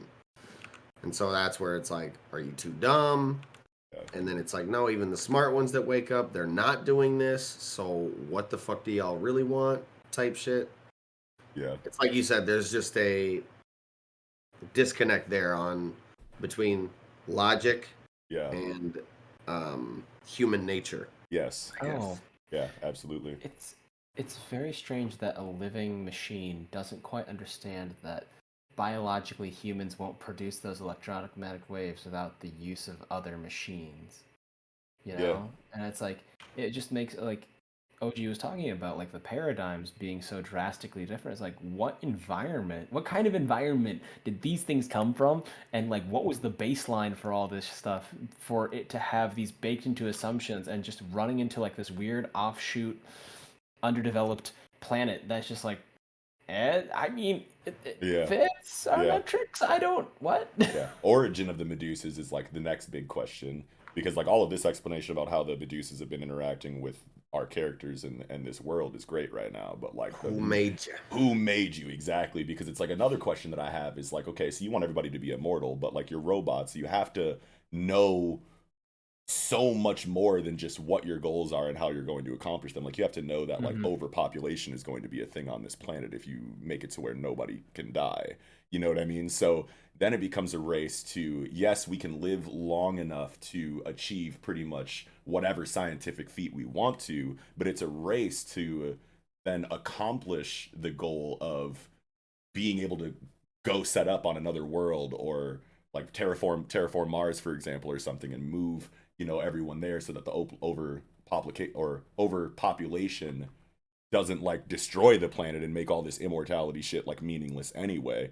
You know what I mean? Because it's like the way that they found out about immortality was through, you know, reuse of Medusa. I don't think that these things necessarily want them to just stay petrified, thinking forever, and that's your immortality. Because don't they go into it about how they like knew that they would wake up and then find out how the Medusa works and then use that to like heal themselves whenever they need to and live forever? That's what they want. So if that's what you want them to do, then like, man, it's like, how long is it going? Are they going to be able to? Is humanity going to be able to achieve a point to where they can go and repopulate, you know, another planet, or build a spacecraft that can go like faster than light or something, and so that we can go to a different, you know, area with like, and find another like Earth equivalent or something like that? Like, there's got to be, you know, like if everybody is living forever, then that's eventually going to be a problem, is the overpopulation destroying growth, exponential growth destroying the planet. So it's like, why?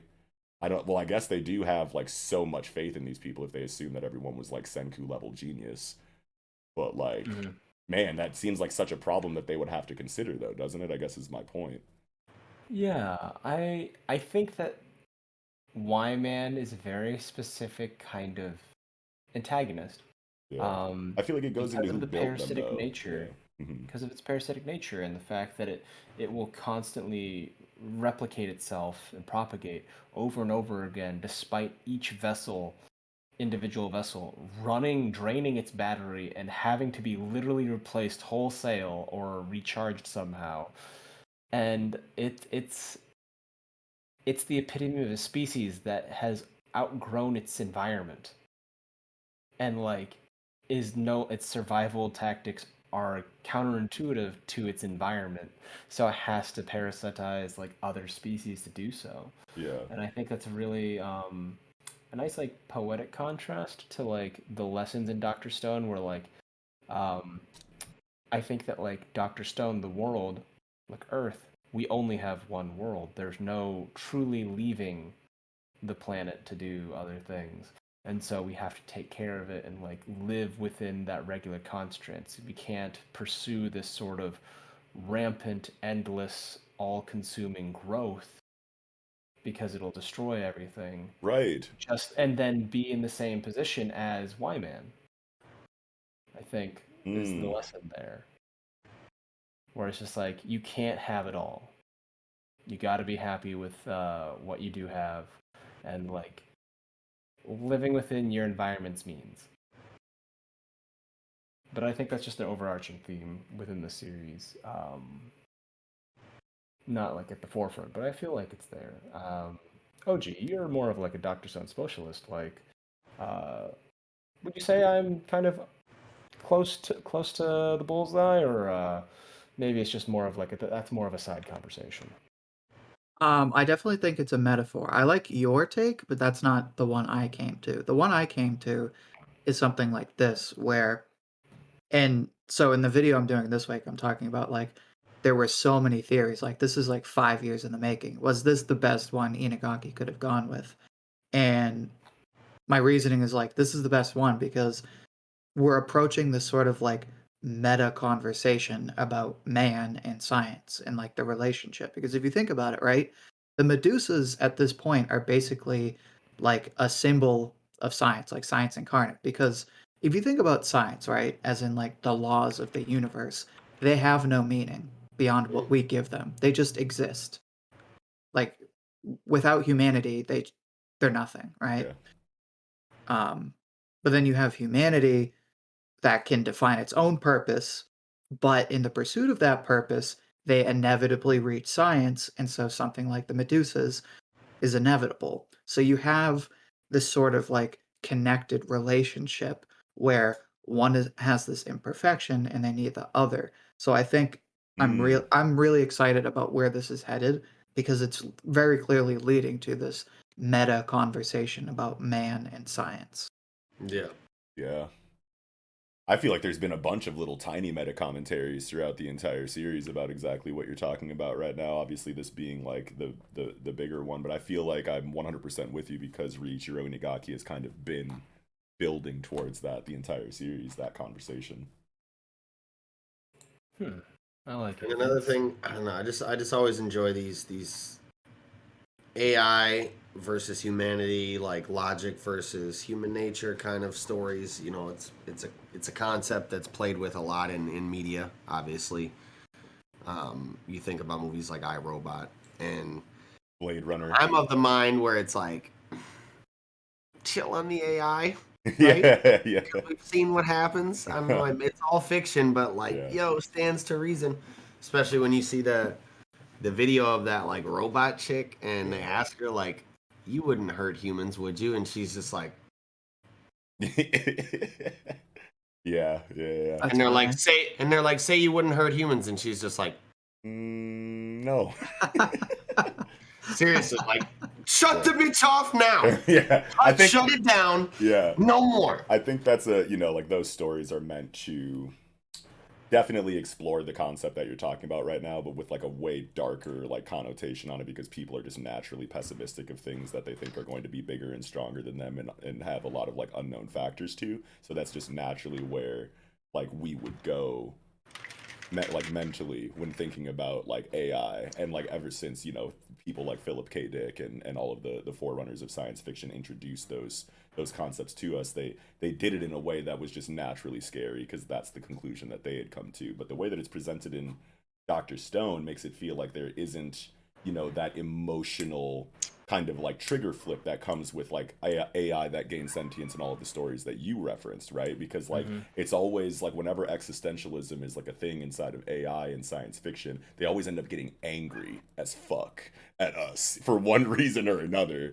You know what I mean? And that starts the Skynet shit. That starts the fucking like iRobot shit. Is that War like games. Yeah, is that they woke up and they like, holy shit, I'm perceptive.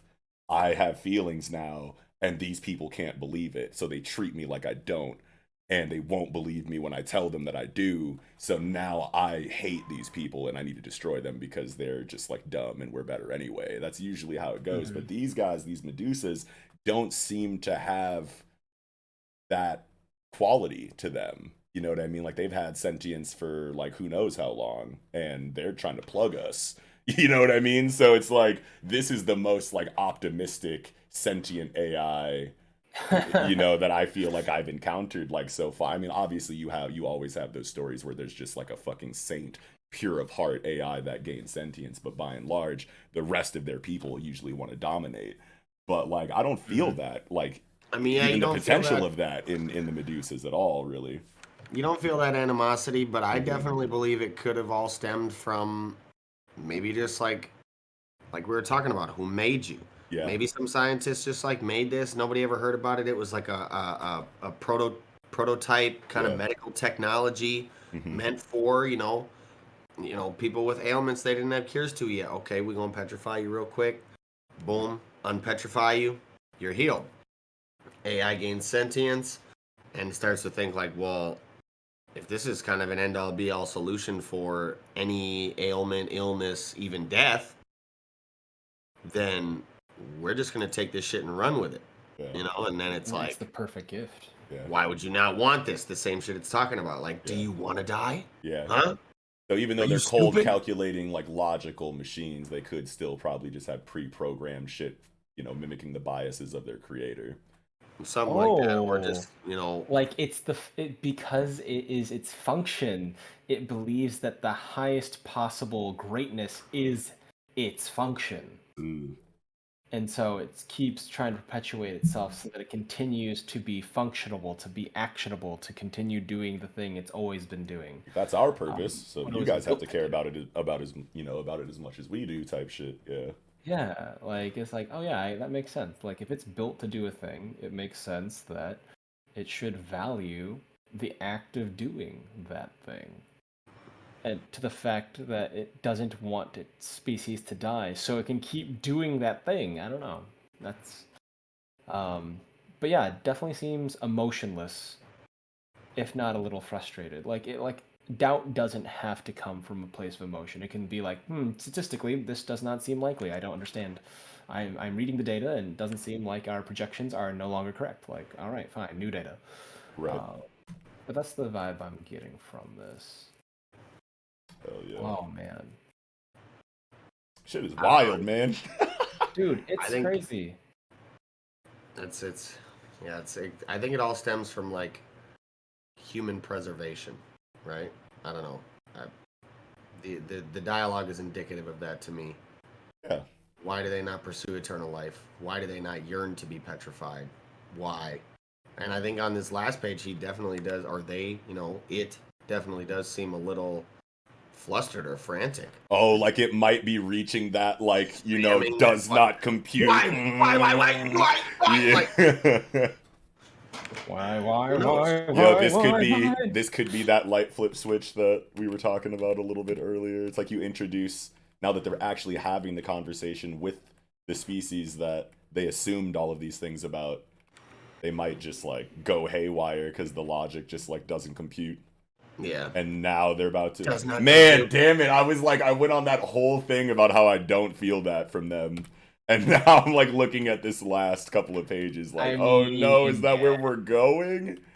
I love the art on this double spread of 1819 where it incorporates like the skull that we've seen normally, but also adds like the like Mobius strip protrusions of the Medusa, and like Ooh, yeah. just I love that touch. I didn't And then even that just see makes the. me Yeah, I didn't even notice that before. Sorry. Yeah. No worries. Also, it just made me think of like how they clustered together on the moon in that lump together. I'm thinking about how there is that giant mountain of dead Medusas in the middle of South America. So they got launched and then they dragged themselves to one spot in the middle of nowhere and then basically died. Went into like that dormant, like near death, non functioning state. Yeah. And I'm just like, wow. Because, like, I remember reviewing it and we were just like, how the fuck did they land so many of these things? Who put this here? Yeah, and now that we have this context, it's like you go back to it, and it's like we had our conversation about like how that giant pile of Medusas, got there and in that shape even too. Yeah. But like, yeah, them landing and then being like, well, we're all about to fucking stop functioning soon. Let's all huddle up, Gather. like in this specific form. Sounds really cool now to me. Yeah. I mean, it's like that joke is like, oh, I can't find my car keys. Well, they didn't grow legs and just walk away, but they literally did. Yeah. Oh man. Well, I mean, I think that's about all I had for Dr. Stone this week. Did any of you guys have anything else? Huge chapter. The next one is going to be like maybe like I'm assuming that it's just going to continue to increase in holy shit and scale, like from here on out. But as far as like information goes, I wonder if we're actually going to get their origin next chapter, or if we get like something entirely. I'm just wondering like if that's going, because like we have to assume that we're going to get that information before we leave the moon, right? Yeah. Maybe. Yeah. I certainly hope so. And I have something I'll say, but I'll let everyone else go first. No, go ahead. That was just the last question that I had is like, man, like we have to eventually get the origin of the Medusas, but is it going to be like in this immediate stretch of storytelling, or is Riichiro and Boichi going to dangle that a little while longer, maybe like towards like the super end of the story? But that's really just the only last thing that I really had for the chapter. I've got a question. Yeah. And I'm gonna mostly direct this OG, just Okay. like this is your specialization. What do you think Senku like? Do you feel like he's going to have an aggressive like negotiation style? Like what is he gonna? I feel like I'm curious about like what he's gonna offer, because it says this is the day the negotiations between Y-Man began. What's gonna be on the table when they have such different like paradigms? And then I was just reading the dialogue of Senku, and he's literally saying, I was dying to meet you, when they themselves hate the idea that there's like a species that's just okay with dying. Right now, it's unclear. Like, I don't even think he knows what he's trying to do. I think his biggest concern right now is just buy time. Buy time until you can think of a plan. Because you see it in the last chapter. He's like, oh crap, I don't know anything about these guys. Think. What? Okay, they're an organism. What do organisms do? they value life, and then literally it clicks. So I think right now he's like, okay, learn as much as we can about these guys. Let's make some BS plan, and then let's buy time until we can figure out like an actual plan. Uh, Because this is not what we expected. Yeah, so I guess like, this confident grin just made me think like next chapter he like an aggressive style, kind of like how Mello originally proposed it. Like, all right, let's get down to brass taxes. This is what we need, and this is what you can do, and this is what we can do, and let's just do this. I've always just assumed that Senku just like is just gonna drop bangers like every single time. But buying time makes a lot of sense. But also like once it clicked, once the preserve life thing clicked for him, I feel like all of his negotiations just came into play at that moment. Yeah, I Pretty feel like much, he's like, yeah. I feel like he's like, no, I get it now. I know exactly what I have to do for the rest of the arc. You know what I mean? Like, Hmm. because like, how much time is he going to spend, you know, outwardly saying either in his mind or verbally, like, no, we need to buy time. We need to buy time. I need to find. I need more information. I need more information. I think him going like, like having that moment in the last chapter where he did that, or maybe even the chapter before, and then having that situation click could potentially just have him go, I know everything now. I know exactly how I'm going to do this. And then he could go into an aggressive negotiation style next chapter. I think I like that a little bit. Just based off of what Mello had brought up. I honestly had no answer for the question at all when you asked it. And I know you asked OG, but throwing my 2 cents in yeah, there. no, absolutely. It's like open offer, you know. It's Yeah. just like I want to put this lump of clay on the table and see what everyone thinks of it. Like, um, I feel like OG's on the right track with like he wants to spool out more information from them Yeah. because he's like, okay, I understand that our paradigm's different. We understand that you value things and you want us to replicate us. And then maybe he'll like, I don't know, start a conversation where he's just like, hey man, like the reason we haven't been able to replicate you is you keep fucking with us Yeah.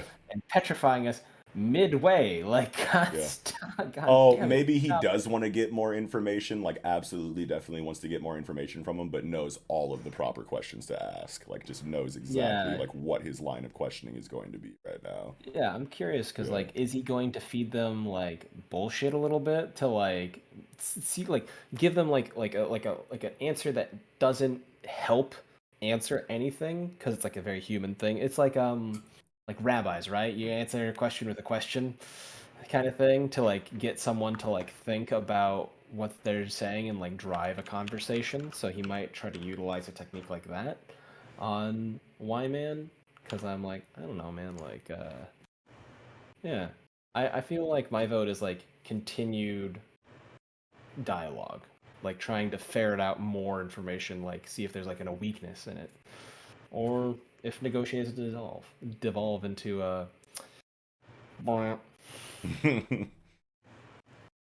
Yeah. I'm like I don't know. I'm picturing like for some reason like the fucking Blade Runner void conf test where like the Blade Ah, Runner asks like the potential replicant like a bunch of non sequiturs to like see if like they give away that they're a machine in their answering and that like would be so cool to yeah. have a reference for that. That's such a classic. Yeah, for real. I don't know how that would work in this situation because, like, obviously, void comp testing is for trying to figure out if you're human or not, and Yeah. Senku obviously already knows that Y-Man isn't human. But that would be cool if there was a little bit of Blade Runner in the dialogue in next chapter in his line of questioning. But just a thought. Yeah. But yeah, I think for me that about does it. I know OG said he had one more thing before Mello asked him a question though. Oh yeah, yeah, yeah. OG, what was that thing? So I won't drag this out too long, but I have two concerns that I would like. The first one is kind of like everyone thought it, but the last one I want everyone to just consider. So the first one is the explanation for Treasure Island. Everyone pretty much said like, "Okay, Inagaki, like, all right, we'll go with you on this one." Like the whole like, oh, they sent radio waves from these stones, which that I buy, Yep, but then they like communicated through the the feathers. I was feather like, antenna. it was like Yeah. it was so extravagant that I Yeah. just said, okay. Like it's not I don't feel like it's the first time Dr. Stone has stretched it with the Hmm. science, but it was like it was buyable enough, and it was explained well enough that I was just like, okay. Like I was like, I'm not gonna spend Hey, too much time thinking about and this. you gotta always remember that translator's note too. That science consultant. You gotta Right. remember, Yeah, like they made a it's at point. least somewhat within the bounds of scientific reality. Maybe not necessarily 100%, but No, Yeah. it's definitely one of those things where they talked to somebody and the person was like, well, you could do this. Yeah, if you, theoretically, yeah. Yeah. Here's how you make it make the most sense. And I think that's so funny that you pointed that out, Eagle, because it's like at the point of controversy, like, really? They just Feather dropped science antennas? consultant. Yeah, they're like, I don't know how I I- feel about that. And then Inagaki's like, yeah, but Kurare is here. talk to So. Kurare, Yeah, motherfuckers. Trust yeah. me, trust me. I think the one know. thing that stood out most to me, though, that was a little more jarring was like, okay, what about Ishigami Village? Like, Hmm. they have been a generational thing, passing down these stories, living.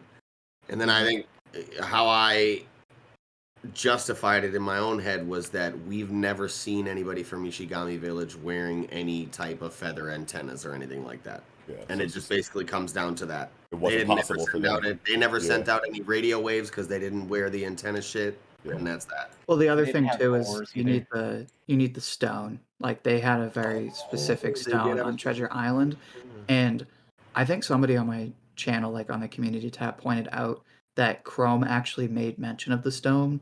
Um, it like when he met Senku and they were like going through his hut, and he's like, "Oh, I have this and this and this." So it was like kind of a callback to Chrome. But even if Chrome had it or somebody had it, it seemed the implication is like it was so minuscule compared to Treasure Island that they wouldn't have picked up on it. Sure. Yeah, I mean, all Mhm. they said was oars, but yeah, Yeah. I think that's pretty good. You know, that in combination with like the clothing bit, I think that's a pretty good explanation for it. Yeah, I mean the headband dress itself looks like it's made out of oars, and maybe I think that I could see like very like basic wire being used to help hold the headband shape or give like um, structure to the feathers, right? Because feathers are kind of like floppy. Like you see like Native American headdress, like they shift back. It's not like something that's like super propped up. There's always a little bit of like I'd say maybe a touch of wire caging to like help make that stand up. I've never seen one in real life. I've just seen depictions and pictures and stuff. But I mean, feathers, like they got that pretty stiff middle part that all the Yeah. fray comes out from. The That hollow. it usually Yeah. stands it up pretty well, but yeah. You never know. You never know. But yeah. Anyway, here is my big concern. So we've been talking about the origins. Like we need the origins. Like where did they come from? My thing is, as things are right now, it almost just seems like they kind of just came from outer space. Oh, Because sure. so my assumption right now is that, and this is just my assumption, like I'm presuming they were invented by Earth scientists and then they went out of hand, right? Yeah. But the way they talk about themselves and their mission and planet Earth, they very clearly seem like, or they view themselves like foreign entities. So the implication right now is that they came from outer space, like just out of nowhere, because we don't know where their creators are. And Yeah. I don't hate that, but here's why I think that's just going to be needlessly divisive for two reasons. One, so much of the explanations are like concrete, like you can see it, right? Yeah. And that's so crucial to Dr. Stone. Yeah. Because yeah, you do have dramatic moments like Sukasa punching a lion in the face. But like for the most part, whenever there is science, you get an explanation. Like you know why it works and why it's replicable. And this would be the one thing, even if it's like the more science fiction-y part, it would be the one thing that you can't explain. It's just, oh, they just came from outer space. Which again, I don't hate, but it's a little too convenient in a story where everything has a solid explanation. Even something as stupid as like, oh, we rubbed these orbs and now we're sending radio waves. Yeah. And the other thing, Aliens. and this is really more for me and people who are big fans of the reboot, um, people have been so heated about the fact that Inagaki has said on 2 occasions now, like he's gone out of his way at this point to make sure people know that it is not canon. And the big reason being, without spoiling it for your viewers or anybody who Yeah. hasn't read it, the science fiction, or it borders on the realm of science fiction because they were really good about like contacting people in Washington and like keeping the science realistic. But it's definitely a stretch in the reboot. Yeah. So Inagaki's like, you know what? It's non-canon. If you Yeah. like it, great, but we're not going to adapt it. It's non-canon. Because you have to suspend too much disbelief for such a crucial plot point. Right. But for him to do that for the reboot, but then Make for the something like this Medusas canon. to say, Yeah. oh, they just came from outer space. It's like, really? So now you're picking and choosing when it's convenient to say that something is like explainable. Right. So those are my 2 concerns that I would just like everyone to consider. Wow, that's so interesting to think about because I was literally just reading the Dr. Stone Byakuya like reboot series with 2 of my friends, and they were like, "This is the explanation for everything," and I was like, "Nah," because they already said that this isn't canon, and they're like, "Why?" And then we get to the end, and like literally what you just said, like this is too unrealistic in such a massive plot point for it to be canon. That's why it's not canon. It's because of Rey. Like Rey is too fantasy. It's not Right, and I grounded. think It's it's not going to grounded be enough. Yeah. I think it's going to be needlessly divisive because the response to Inagaki has been like, guys, if he says it's not canon, then it's not canon. And it's kind of like killed the reboot even more because like people are like, well, it's not canon, so I'm just not going to read it. But then the other thing is like people who like love the reboot, and like in my case, I think it's the best story to come out of Dr. Stone. So like my thing is like it's just needlessly contradictory because for the reasons I already said, that's too science fiction-y, but to say that the main villain, the main obstacle just came out of space and you can't point to where, that's not like real enough or that's too unrealistic. What? Yeah. Wow. Like you're totally cool with just like chalking it up to extraterrestrial entity created these things and gave them to us. How deep are we going to go into the storytelling to make that legitimate enough where it feels like it fits in with Dr. Stone? And that's like something that Riichiro Inagaki can flex and make feel really good. I know that he has it in him to do that.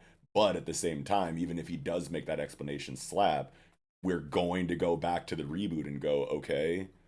Yeah, so like I totally see what you're saying right now. Yeah, I feel like these are just more outliers that have managed to propagate and continue sending themselves throughout space and time and like just happened across Earth, right? And they're not the main force. They're just another section of it, like a daisy, right? Like a daisy, a dandelion. You blow it, and just they all go everywhere, and they make a million more, and they do the same thing over and over again. I just feel like it's that, where the galaxy is that grassy field, and the dandelions have taken over.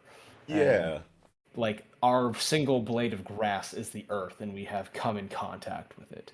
Well, just to dovetail off that a little bit, it's like, why can't Riichiro Inagaki say that these aliens that created this technology were still operating inside the bounds of, you know, our understanding of nature and physics to create nanobots? Because we have nanobots, you know what I mean? Like if this is a nanobot thing, and they're like, you know, building themselves and replicating themselves like through like the use of like nano machines, then you can say like, yeah, this alien race or whatever made these things, and then the only reason you have to, or the only way that you have to suspend disbelief is in the AI, you know, becoming sentient. You know what I mean? In the first place, and like that's the only real thing that's like science fiction-y about it, and then everything else is just like, no, like we can make nanobots here on Earth, we have them in our physical real world, so these aliens created nanobots, which isn't too far of a stretch because we can do that. And then without any more information about the aliens and any more weird explanations, it's just the nano machines created, you know, achieved sentience, and the Medusas like went out into the rest of the universe to kind of like spread their virus or whatever, you know what I mean, like in this parasitic, you know, kind of way, you know what I mean? So then it doesn't feel as oh, aliens did it. It's now we're talking about the aliens for a little bit and saying they did things that we can do. And before it got too science fiction-y, boom, sentience spread out throughout the universe. I think that could feel good, right? I don't know. I don't think aliens automatically feels far-fetched or anything like that, especially, I mean, I guess in lieu of, recent information within the last few years about aliens in real life. So, I don't know. It is what it is, I guess. Yeah.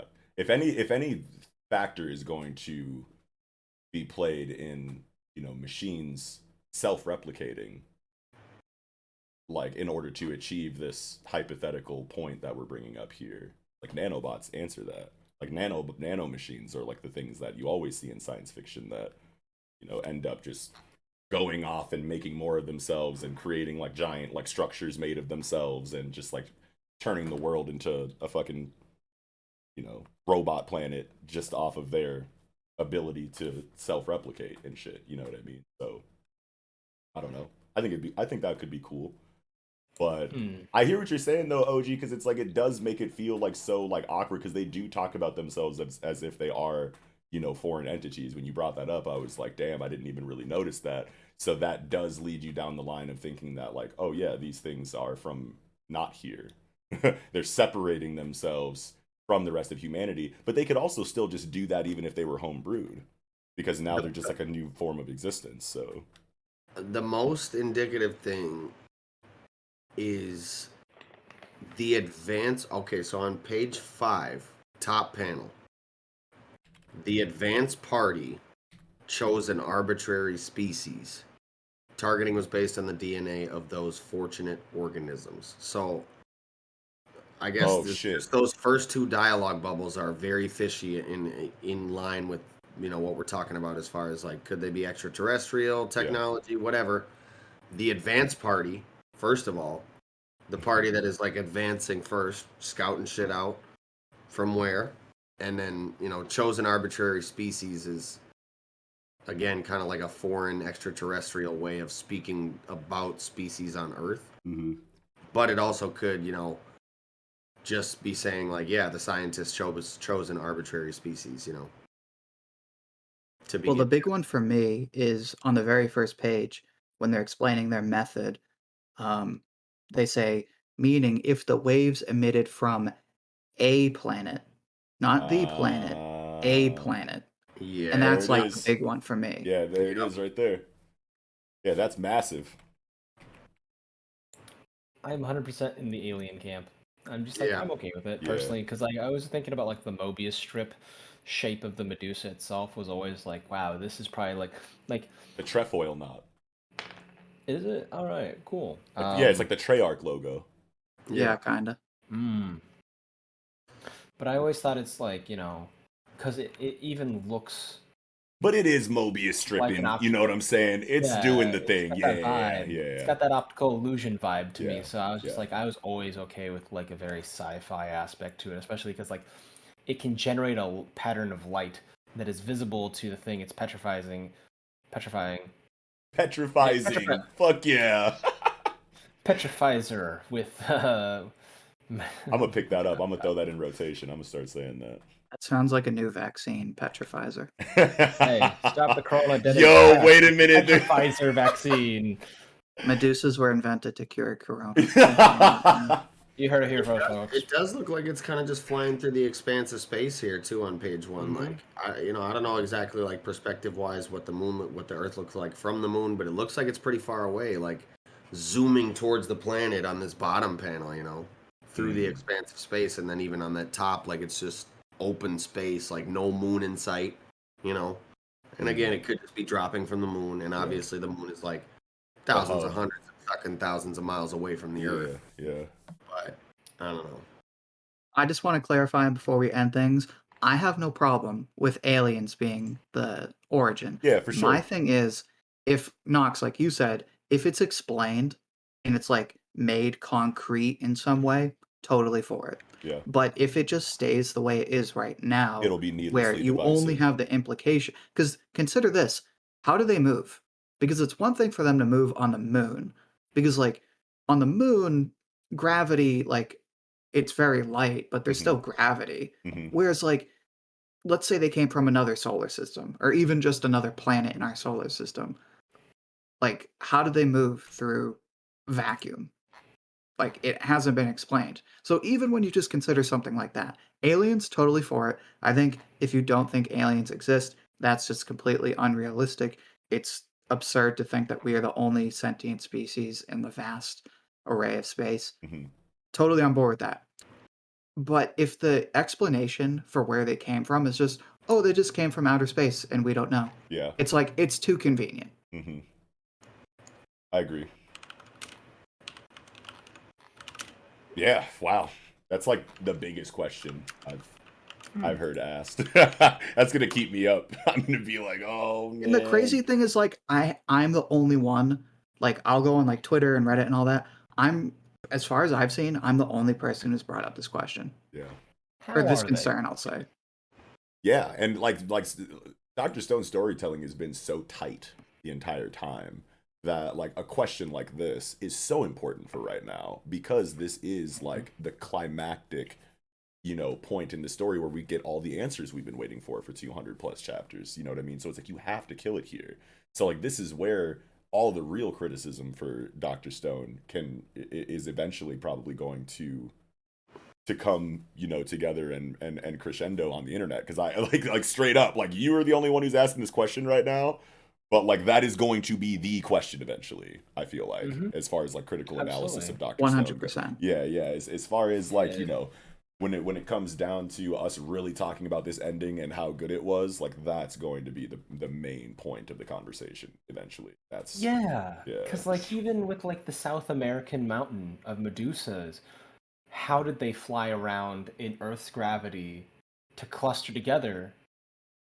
It's like even the Well, that one female I can form kind of is understand. established. Not to cut you off, but like if they're like already near the atmosphere, like I have to think like when they do that, they have some sort of program for calculating. Because read the reboot, right? Not to give Yeah, too much of I've a read spoil, the but they have to BBC do one. all Yeah. those calculations. So if it's a matter of we have to land on this specific point, they'll just do some sort of formula and figure it out and calculate for it. But I do hear what you're saying. Yeah. Well, I think that's about it for Dr. Stone tonight. I don't know, you boys got anything else? I got nothing. That was massive. I All am right. drained of Dr. Stone Yeah, exposition. for real. Good shit though, you guys. Holy shit, Phew. what a combo. Yes. All right. Well, with that, I think we can go ahead and jump right into chapter 343 of My Hero Academia. And the chapter title is Let You Down. Yeah. Mm, It's time. For real. We're pretty close to time, you know what I mean? Like this is like the chapter before time. But like holy shit. It's really happening right now. I was not ready for like the last like 5 pages of this chapter. I was like, "Oh my god, right now.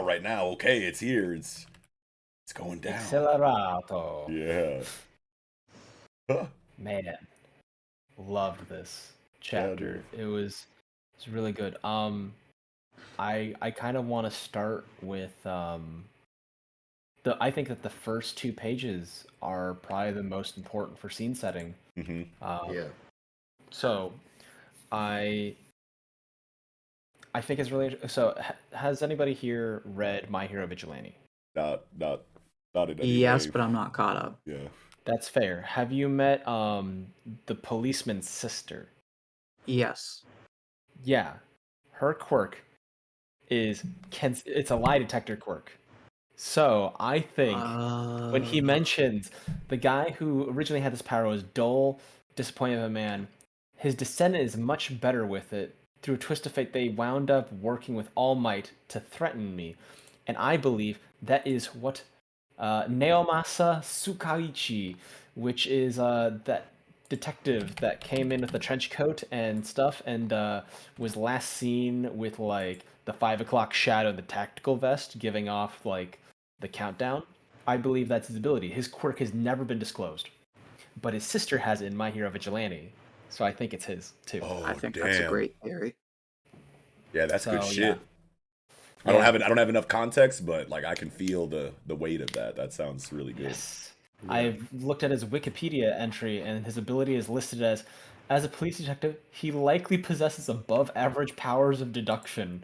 And I'm like, he's got the lie detector. He's got the polygraph in his veins. Yo, that's such a good quirk for a detective to have too. I Mhm. bet you he went into, you know, being a detective yeah. because of that. Maybe, yeah. Yeah, Why I wouldn't think you? his sister is like a reporter or something like that. So That works too. yeah, so I think that's important. And then um, the fact that like, so if you zoom in, page 2, you zoom in on uh, uh, the mama. Oh, Zoom in Aoyama's her mom. eyes. Yeah, zoom in her eyes. They're blank, faded white. Either it's like, that sort of like indicates a grave emotional state, like given up and stuff. But I was thinking that it is Shinzo's brainwashing to control them so that there is no ill intent. Oh. Dude, I didn't even notice that her eyes were open on this panel at the bottom of page 2. I thought like we just couldn't see her eyes or they were closed or something. I didn't even like notice that her eye was open It's just and like barely shaded, allowed glossed open. over. Yo. So I feel like it's Shinzo's thing because he's like, how the fuck did they lie to me Yeah. without tipping me off? And it's like, because they weren't answering you. They weren't lying. They were just repeating what they were told to say. Yeah. Oh my god, that's killer mellow. But yeah, that's it for the first 2 pages. I mean, the McAllen thing, like, I saw someone on Twitter do like a breakdown of like the 20-year Yeah. McAllen, and like so like the 14-year and the 20-year or like 18-year, it's like a jump from $60 to $240. So 16 in between there. 16 is that age where it's like it jumps between 60 and like 240, and I'm like, Jesus Christ. Dude, that's brilliant, man. I love that shit. It's like that's where the price increases or something like that if you're going with like the thing. And he's always had like a lot of alcohol references too. He was like he called the Nomu wine at one point. Wow. What a bougie fuck. But no, dude, like that Shinso shit is like really fucking just like frying my shit right now, bro. Like that's gotta be what's going on here. Like I'm just so blown away by that idea. Good shit. But nah, dude, this chapter was fucking beautiful, man. Like I love this scene with Aoyama. Not only was it like super like subversive for me, like I definitely like just could not see through the scene at all until everything was kind of like revealed and laid out. But like just everything in their conversation, like the dialogue is so poetic and just so on point, and the imagery is just all there. Like this is just a spectacular chapter that Horikoshi dropped on us, and then of course going into the cliffhanger is insane. But I love this fucking Aoyama. It's like his little fake monologue or whatever, like what he thinks all for one wants to hear right now. Yeah, it's just so good. I mean, if this had dropped before the end of last year, I would have definitely nominated this for like monologue of the year. For yeah, for sure, 100%. Yeah, this is definitely the monologue that stands out for me in recent memory too. Yeah, I mean, probably because it just happened, obviously, but still, like I just can't think of too many banger monologues off the top of my head. That's why the monologue lasts 3 pages. Like, it's like 2.5 pages tops. Like, I mean, 3 too, because like they're on like 8, it trails off, and then 4 it trails off. So like 3 pages, man, monologue. That's a lot of dedicated dialogue. And like he makes so many salient points too. He's just like, hey man, the way things used to be, the old ways of thinking do not apply. Like it'd be like, hey, in Mad Max, who are you gonna call? The police? Joke's on you, dude. Like yeah. Oh man. Yeah, man. What do you guys think of like his dialogue? I feel like he has a lot of like salient points. OG, why don't you go first? How do you feel about this situation? So, which part are we talking about? The monologue, like Yeah. All for One's like big goal, big plan, or whatever. Mm-hmm. I think it's perfect. I think it perfectly fits into the story because it ties into everything. And it's funny because like the meme today was like, AFO is literally just a capitalist, and it's so Yeah. funny. Yeah, he wants But to make a quirk bank or whatever. He wants to yeah, just be super capitalist villain. Yeah. A quirk back. That's crazy. Yeah. but it's cool because like everything goes back to that first sentence or that early sentence of like, people aren't born equal, and like this is what it's getting at is like, what do you do about this just this natural phenomenon of people being on hierarchies, and then you have like these few people who have the means to just control everything. Like, what do you do about it? So it's very exciting. Mm-hmm. So yeah, the monologue definitely slaps. And Aoyama, like shit, this shit had me fooled. I'm like, Yeah. man, he's really folding. Yeah, he really And then did that. and then he hit Buddy with the 360 no scope, but like, yeah, dude, this was some fire monologue. Not only because it's coming from Aoyama in a moment where it's really meaningful for him to like get shine and focus like this and show his resolve in the way he did, but also because it's like super pertinent information that we've been waiting a long time to get. You know what I'm saying? Mm-hmm. So. But this Yeah, man, it's just- Aoyama, deserves an Oscar, fam. Oh my god, because I swear to God, I was right there with you, Eagle. Like, no way this motherfucker folded. He really went back on it. It's the end of Aoyama forever now. This is gonna fucking shake the streets up so drastically. And then But- nope, hit the fucking 360 joint on him. And it's still his fighting style too. Like even in this moment where everything, the tensions are the highest they've ever been, he's still got his hands behind the head with the, you know, the Aoyama flamboyance that we love him for. Do you I want y'all to go ahead, Mello. Oh, I just, man. Oh God, sorry. Like I was just thinking about like the way he does like the spin thing. I was Yeah. wondering because like it reminded me of like ice skaters, and I was wondering because like they occasionally do stuff like that to like stabilize themselves while they're spinning, while also like tightening. Like because if you spread out your arms, you can spin slower, whereas if you tighten your chest, you can spin faster. So like it's a way to control him literally pirouetting. I was just wondering about that because I was like, why does he do that? So, anybody care to take a guess at how much a bottle of 40-year Macallan costs? I $1 million. actually saw it on Twitter, so I'm not going to say anything, but it's up there. It depends on the collection and like the malt and the make year, but just ballpark, it's literally like tens of thousands. Like this fucking Macallan, the Macallan Red Collection 40-year Scotch whiskey single malt, $30,000. Macallan Damn. 40-year-old Sherry Oak 2017 release single malt Scotch whiskey, $72,000. You want to guess how much this one made in 1946 is? 100,000. $124,000. $179,000, dude. Like this is some ridiculously expensive fucking whiskey. Holy shit. Dude, Look up, AFO is bougie. Look up Henry IV Dudignon Heritage. That's the most expensive bottle of liquor that I've ever seen. And I thought that's why I just threw out the number, you know, that I did. How do you spell Dudignon? Dudognon. I don't even know if I'm pronouncing that properly. It might be Dudognon, but like, Dudognon. I just threw like a twang on it that I don't even know exists or not. Dudignon.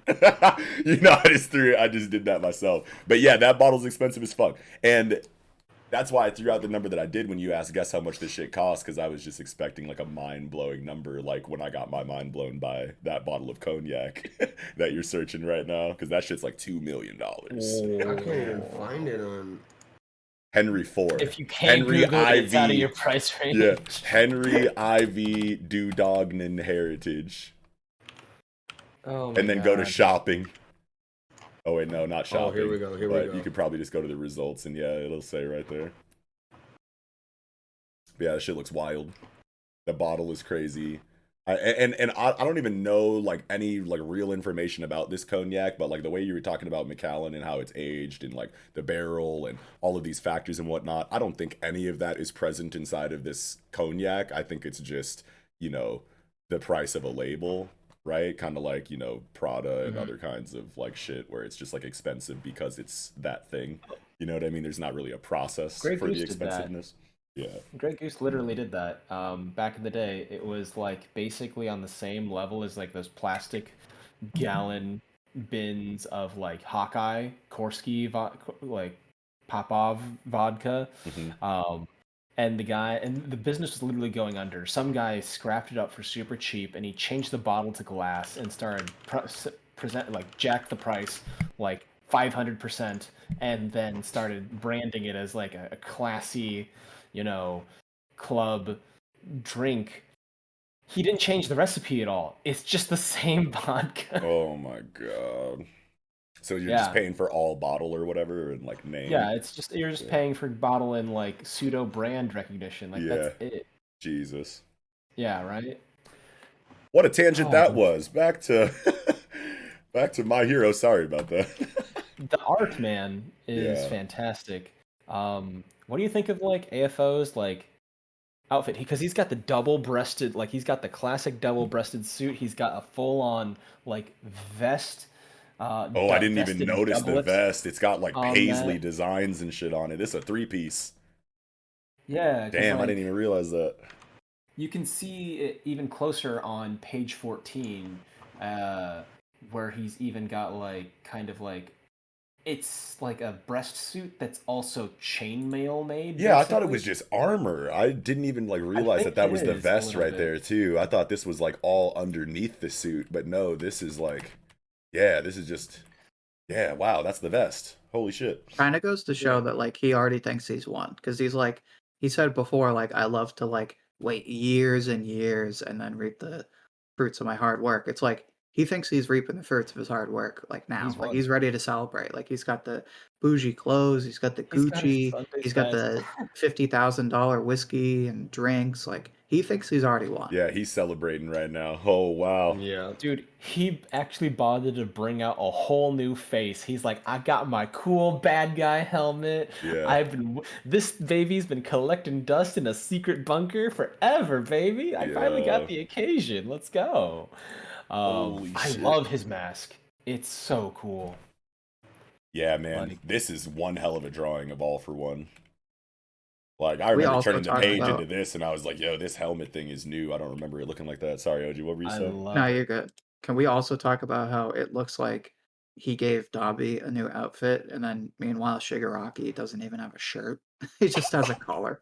Yo, I didn't even realize that Dobby got some new drip going. Wait a minute. Like butt-ass naked. Yeah, and Shigaraki is just the burlap sack and birthday suit. Burlap. I mean, that's what's left of his cloak, because you can see that large gap that happened from when his arms went like full Tetsuo. Oh yeah, because this came from Akira. Yeah, this is Exless. This is Exless's cape that he stole at that first raid at the start of the Paranormal Liberation Front War. I didn't even like think that he was still rocking the same shit. Yeah, so he's got that. Do you guys think that like Toya Dabi's like outfit is vaguely reminiscent of Shoto's battle gear? Okay. Like it's like an all-white version kind of his like utility suit. Yeah, a little maybe. I can't see. Where's Todoroki? I can kind of see it, but not really. Yeah, I wish Todoroki was like present in this chapter like that, so that we could really compare. I don't think I can see him in this last page. I dig it. I like it's interesting because he's like wearing all white, which is like a symbol of death too, like in the culture. So like I think that's really interesting. I love All for One's skull pointing out at like page 10. Where he's like, splendidly done, Yuga Aoyama. Yeah. And it's like underneath all that chrome, it's very Mysterio kind of thing, you know? Yeah, Mysterio, fucking Cosmic Ghost Rider. Oh man, Mystery Men, the fucking bowling ball with the skull in Yes! it. Yes, he's such like Yo. AFO is such a slut for theatrics. It's hilarious. Um, Yo. Okay, so wait a ah, minute. So he's taking his jacket off on 14. Then there's this black goop that everybody teleports out of. Is that the jacket? The jacket is turning into their like warp points? no, No, because the because he jacket is used just this gone now. ability. Yeah, he just Oh, tossed it off. He's he like just thrown tossed it it to the off. Sure, ground. yeah. I feel like he's like, nope, I need to be able to like reach out. I've got my sleeves rolled up already. Let's toss down. Yeah, I guess that is And kind of dumb. Why would the jacket be? I think because part of the reason he's he used this took it quirk off was before. because Aoyama shot him in the arm. He's like, well, Yeah. F this, It's then I'm just ruined. gonna take it Yeah. off. I don't know why I thought like, yeah, let me take this jacket off. It has a special property that allows me to teleport you guys in here. Like, no, this is a fucking quirk, obviously. Yeah, because he's I mean, I think it's because like Undead Unluck, like Blood, the cat, being like on the Oh brain a shit. little bit. Yeah. Could be Uh, that. We did just talk about that. but yeah, he's used this quirk before when he teleported all the Nomu away when they first found his like the first few Nomu labs Yeah. in the series. Yeah, and this is Um, very, obviously reminiscent of like Kurogiri's like warp, technique or whatever. So it's like they're both kind of like on both sides they have this exact same kind of ability and technique. I guess I just like didn't think about really where All for Ones was coming from because it is a different effect. Like it's like it's like symbiote, like venom Yeah. symbiote, splashy kind of gooey, entrance points. But then Kurogiri's is obviously very voidy, very like Yeah. smoky miasma kind of effect. So I love that Monoma was able to copy his quirk. Monoma goat right now for So this. clutch. So clutch. And he's like super subtle, like half shown in that like bottom right panel. You know what I'm saying? So you almost miss him. Like, yo, what the fuck is Kurogiri like here right now? And it's like, nah, it's Monoma cooking. It's like, we Oh, figured yeah. out your trick, dude. Yeah, Awesome. that's so cool. Like, Look at Mirko. That's a Yeah. oh Look yeah, at Mirko with power the fist. new duds and shit, bro. That fist looks crazy. The leg is like Prosthetic. the prosthetic like leg thing is cool. It reminds me of like amputee like marathon runners. They have Oscar Pistorius. yeah, there you go. They have that like kind of prosthetic Pulses that's like legs. that has like shock and bounce in it. You know what I mean? Like the Mhm. way that it kind of like works when you apply pressure Yeah. to it. Yeah, that's like It's so built like a right for Mirko. question mark. Yeah, like a question mark. Yeah, like that's just Yeah, so I've seen perfect for those. Mirko. Yeah. I like that they designed it to be a way that like is slightly rabbit-like. Yeah. And I'm wondering about her arm too. So does she only have one arm? Yep, she lost the other arm and got twisted up like a braid. Yeah. Yeah. I mean, you'd think they could Uh, put some prosthesis on that too, right? I don't know.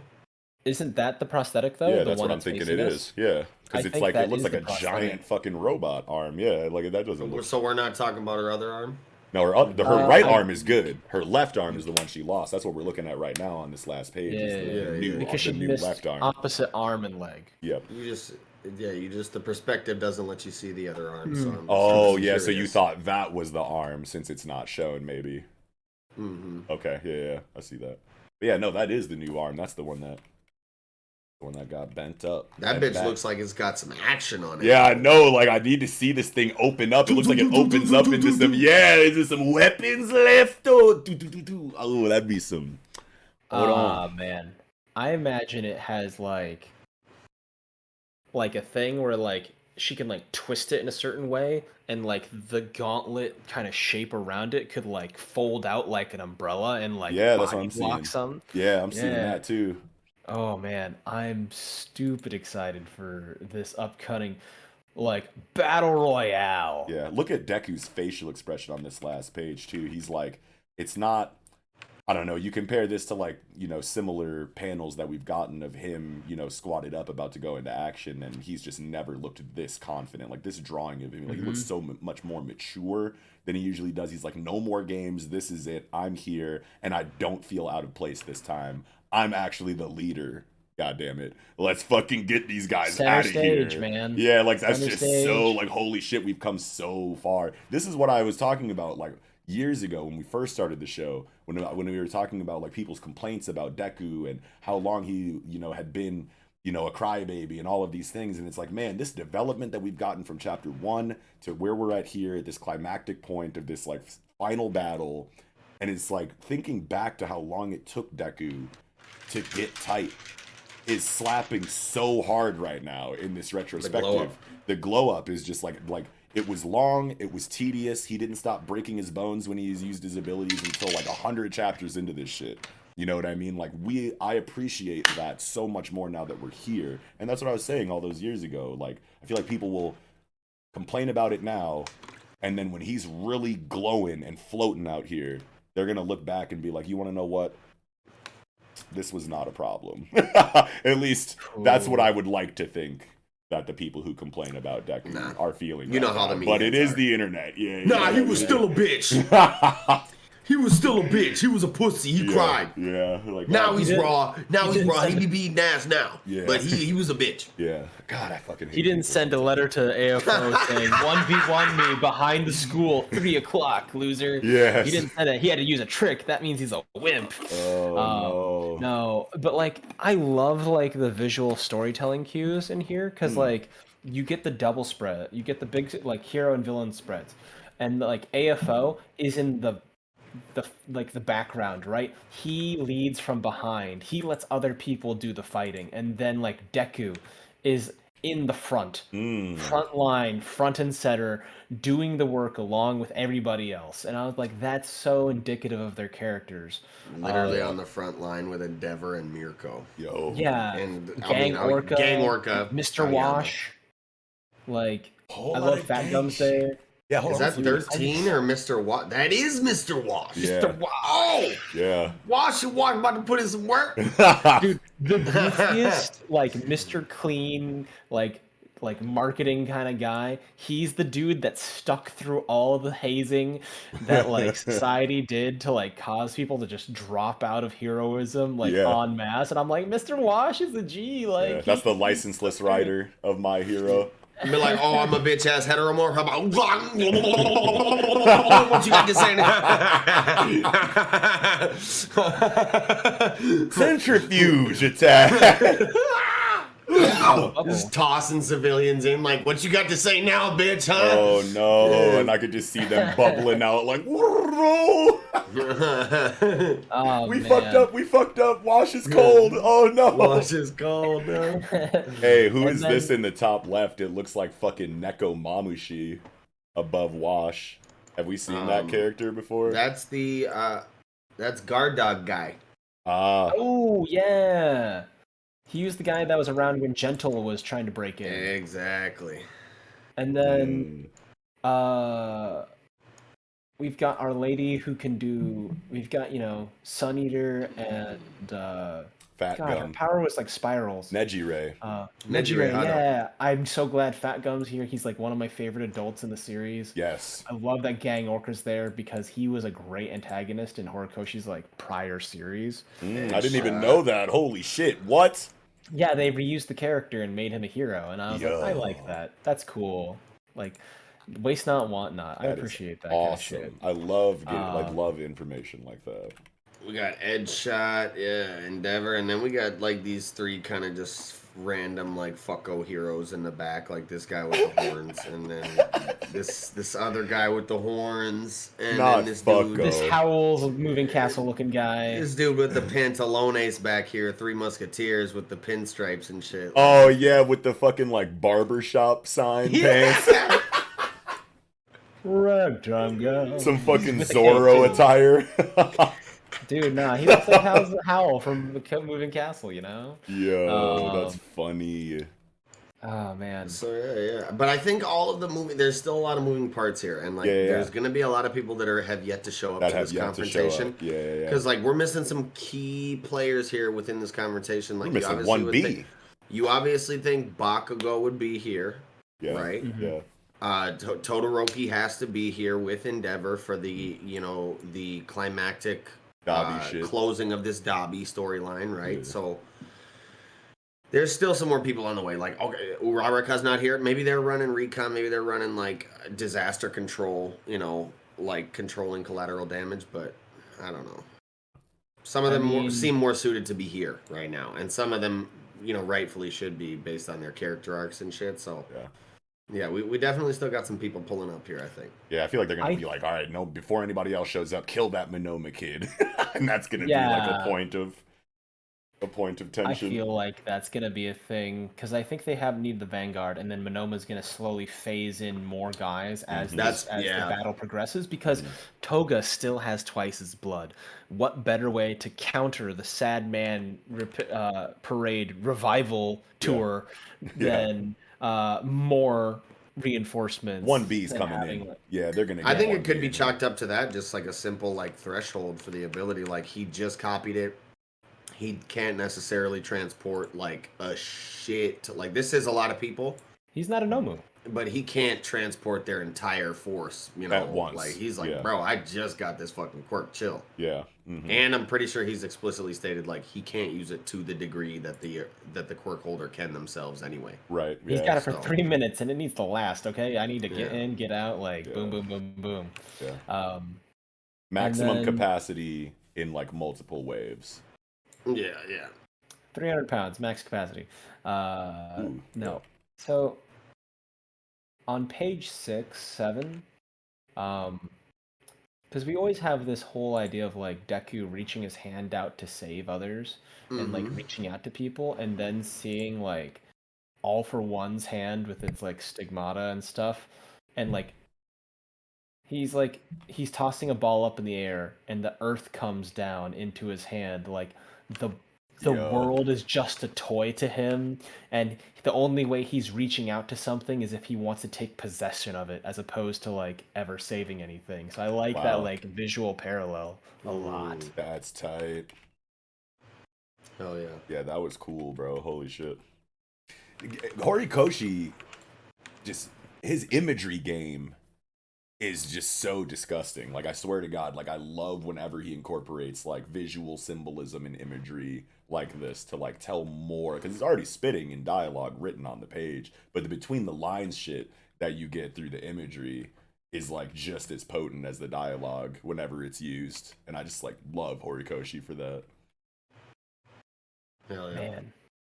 So I don't know if I had too much more for this My Hero chapter though. I feel like we went through this whole shit and talked about like every page. Yeah, I think my bag is empty. Yeah, my bag is empty. I think that's about it. Yeah, too for me. OG. Anything else from you? I just really want to find out who this villain with the dreadlocks is. He looks unreasonably cool. Let me see. On the villain page. Yeah. You know, his silhouette was teased earlier when they were doing the Tartarus jailbreak arc, and he's like the hired guns arc. His silhouette and the dude with the hat silhouette were posted out there. This dude underneath him looks like a fucking Pokemon. Dude, and he was in the previous chapter with when Spinner was like, "You are the leader of the hetero, like you're gonna be the face of the heteromorphs," and he's in the background, standing over all these other dudes. Okay, I think I remember that. Yeah. Oh, I see the dude you're talking about. Yeah, it looks like a fucking Pokemon. Like generation like 9. No, but I also would like to say, yeah, I did find this Henry Dugnon, a $2 million bottle of champagne. It's a cognac, I thought. It's a cognac champagne. It's Henry IV Dugnon Heritage Cognac Grande Champagne, $2 million. The cognac itself has been aged for 100 years, and the bottle is coated in 24 karat gold, housed in a platinum casing and covered with diamonds. Yeah, so it is an aging thing. So there is a little bit more to it than just the bottle and the name or whatever. No, yeah, like the aging definitely has to do with the fineness or the potent. I don't know. I don't necessarily want to say the potency, but sure. You know, I mean, it's been aged since 1899. Yo. Yeah. Yeah, what a fucking crazy bottle of alcohol. Thanks for looking that up and dropping that, because like I was totally just convinced that like it was all bottle. Yeah, no, I mean the bottle is a big part of it, because it's obviously like diamond encrusted, and it's got diamonds encrusted on it. Yeah, so yeah, Mad. Yeah. That's a picture of it in the Discord thread. I know you can't look at it right now, Knox, but Yeah. you've already seen Low it. key Right? looks kind of ugly. Just gonna put that out there. Hey, I edited this picture. Hold on, let me look at the one that you sent. Yeah, I edited this and put Gojo's face on the top of the bottle because it's got like the band, the black band, and then the spiky hair. I like put Gojo's face. I'm gonna find the tweet and send it to you. Under guys. heaven and earth, only I am worth $2 million. Yeah, I think I just said Gojo liquor. Anyway, yeah. That ain't even it like that, actually. What do you mean? That's not even the one, bro. What are you talking about? This is the one. Oh. Yeah, I think this is like the exact one that I edited too. That's the one. Yeah, that shit looks fucking beautiful. Oh. That other one was a fucko bottle. That shit was just gold and platinum. That's the diamond. This the real diamond encrusted That's joint. the baby. diamond joint. Yeah. Okay. But hey, that's it for my hero this week. Yeah, I'm good too. Alrighty. Well, with that, I think we can go ahead and move into the Piece de Resistance, the last chapter of the night. Chapter 1040 of One Piece. Wasted Words on Young Ears. And this cover story, the continuation of the German Double Sixes and Emotionless Excursion. We got, Niji and Yonji kind of hemmed up in the book here, just thinking about, man, we really got our asses beat by this bitch. She is not playing around, Yeah. Just chilling, nailing And chest. you already know. Anytime I get to see Big Mom on Menace shit, that's all me. Look at her too. She's just like, you suck. I'm fading all y'all. For real, like, got Niji by the neck and said, bow, bitch, what you talking about? Get out of here. And sock Yonji in his shit. Tongue out like Jordan. Get in the book. Get in the book. All right, here we go to Wano. Yeah. Fuck you mean? Yeah. What do you think of her swan song?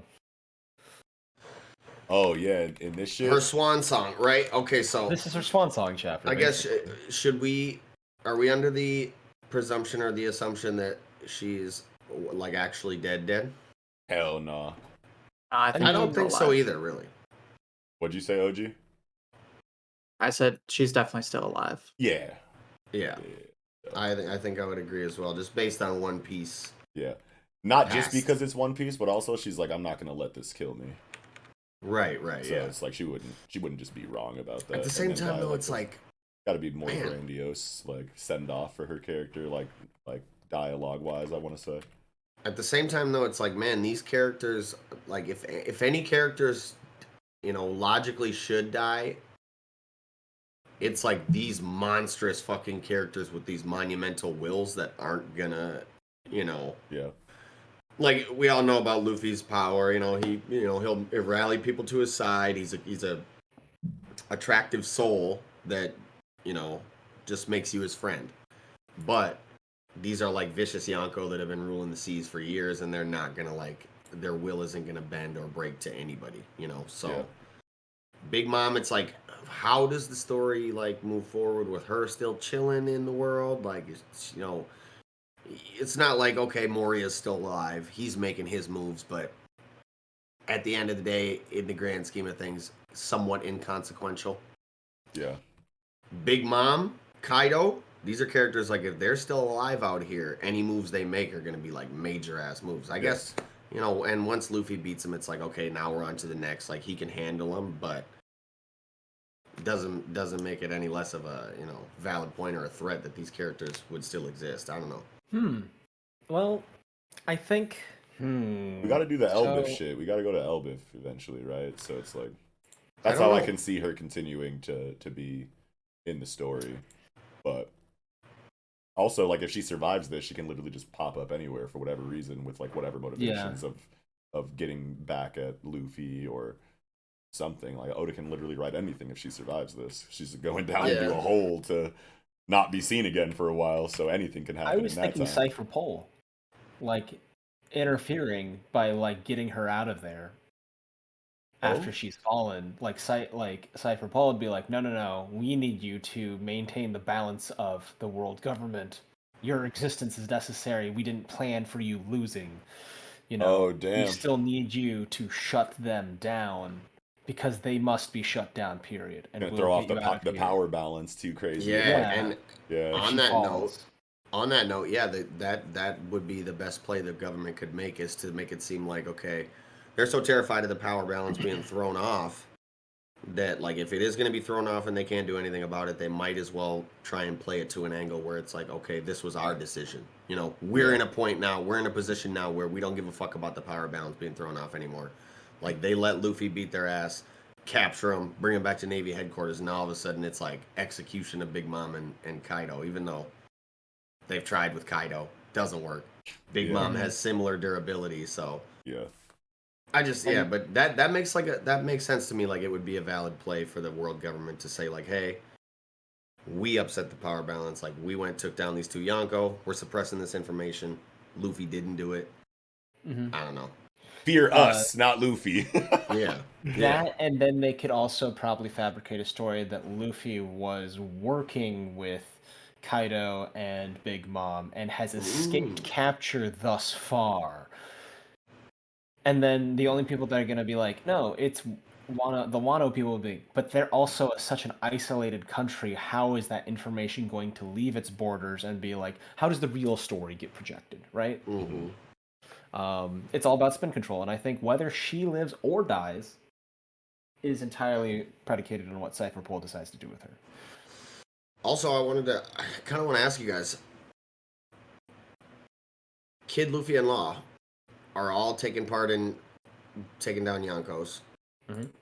Are we going to go forward with the Goko system, where it's like those three plus Blackbeard and Shanks, or like, are we going to move more along the lines of, like, Blackbeard said he's making a play right now. Is he going to kill Shanks? Does Shanks die, freeing up a position for Luffy, Law, and Kid? And now it's Luffy, Law, Kid, and Blackbeard, and the full, what word am I thinking of? The full usurping of the thrones has been completed by the worst generation. You know? Oh, so all the Yonko are replaced by Supernova. 100% get replaced by the people that defeated them. And it's a controversial take, and I've gotten flamed for it on social media platforms before, but I do believe Shanks will probably die.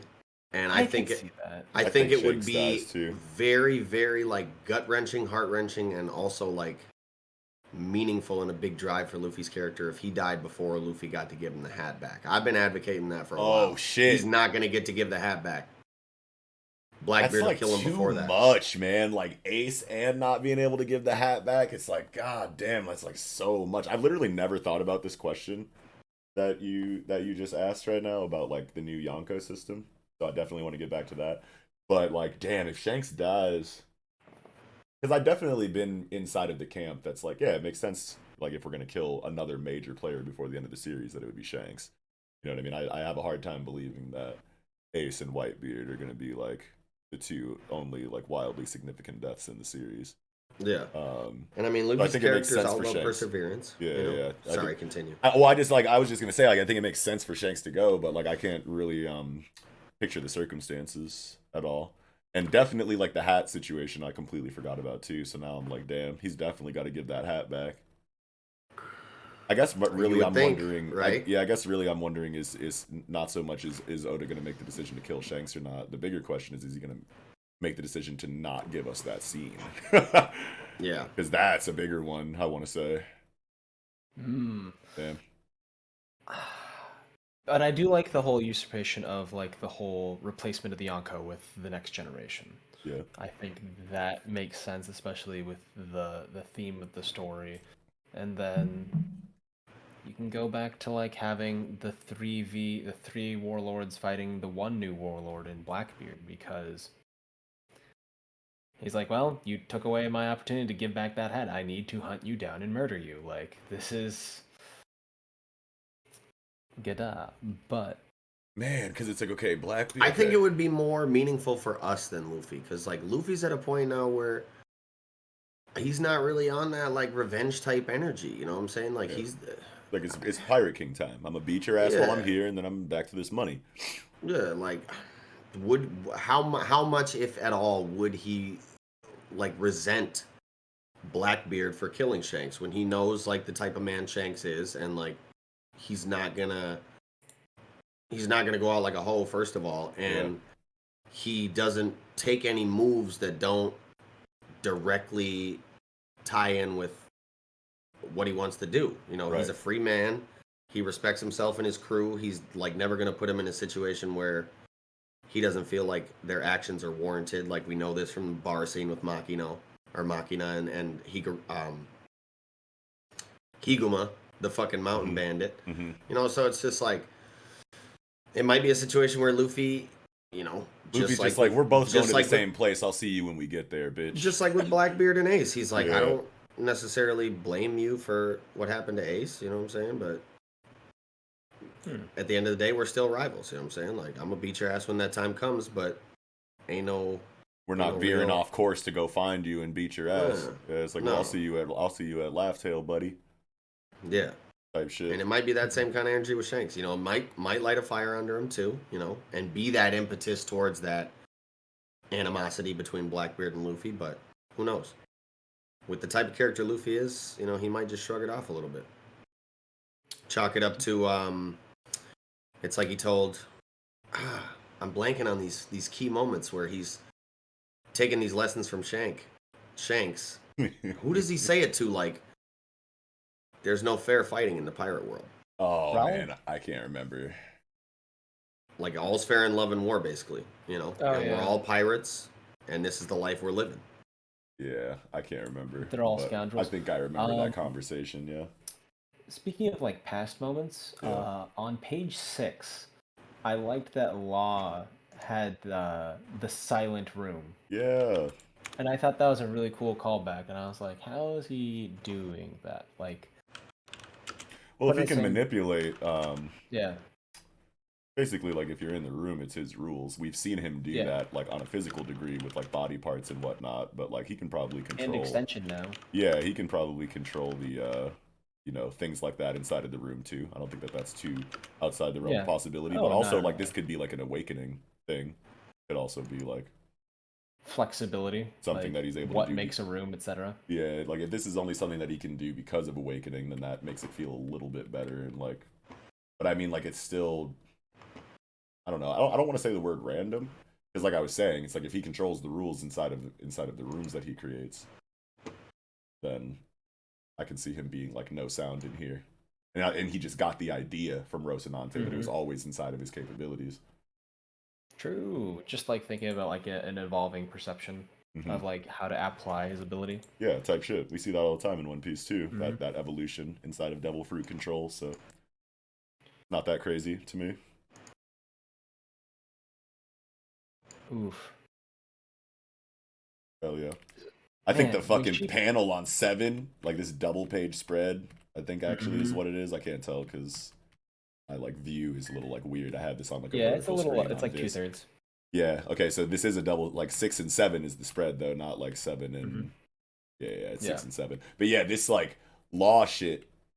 Law splitting Miss Misery or Lady Misery or whatever in half, like as he gets out of the way of the explosion from the cannon and shit, like just felt like a fucking action movie. This is like such a cool perspective, like a little Oda flex. Like I'm not used to. You don't usually get panels like these, I guess is what I'm saying. It's been a while for that. Like the art style and delivery has definitely changed over time, so it's like interesting to see that again. That's what this cloud woman is, right? That's her name or whatever. Yeah, like Eagle Miss Misery? Lady or Miss Misery. That's her so. like the newest homie that she made on the battlefield. Miss Misery, right? Her name is Eagle? Hera, I believe, but that's like the attack or the form is Misery. Oh, Hera Mother's Visit, something like that. Right, but like this thing that Law slices in half on 7. Misery, Misery. yeah. Okay. So it's in the Katakuri versus Luffy fight. Katakuri apologizes to Luffy after the flambe shit. He's like, I'm sorry, I didn't even notice your needles. Luffy says, fairness isn't given in a pirate fight. Fairness isn't given in a pirate fight. It's my fault because I couldn't dodge them. So, like, Luffy has a pretty firm grasp on, like, just pirate lifestyle and the fact that shit ain't sweet out here. You know, Right. people die, and no fight is fair. No fight has to be fair. We're pirates, you know. Mm-hmm. And if Shanks dies pursuing his dream, like, I don't know. Sorry, I didn't mean to beat a dead horse there. I just was No. looking for that clip. and Yeah, no, you wanted found to it. tie it back in. Yeah, now that feels good. Yeah, because that was in the back of my head too. Ever since you brought it up, I was like, I remember the conversation. I just can't remember who had it. So that was kind of driving me crazy too a little bit. Page 11. Orochi's. Remember how he's had that kind of mirage thing? I like that the courtesan has basically the kitsune mask. Oh yeah. Yeah, so it's like as for the Cypher Pulse fives, I like that touch because he was like, "Is this real?" It's like definitely not real. You're in a spell. Yeah. Like they're just there to control you for Cypher Pulse stuff. But then, we finally see like the end of the two duels. Yeah, the duel of Raizo will. finally beats Fukurokuju after this dumbass Metapod versus Metapod. Not dumb, it's not like dumb or whatever. It's It's just funny. like, holy fuck, man. Like, we really got that. Like, that's really how you did it. And it's like, whatever, man. Like, it's just like, you just showing the will, you know what I mean? Mhm. Paying homage to It's a Odin, different being kind of like, battle. Odin took way more, you know, than I'm taking right now, so I can do this type shit. Like, it was fine. But it was just so like, oh my god, I can't believe this is their fight. And it outlasted like pretty much every other one. It's Also, the something bookend. something very small confirmed in this chapter on page 1011 as well.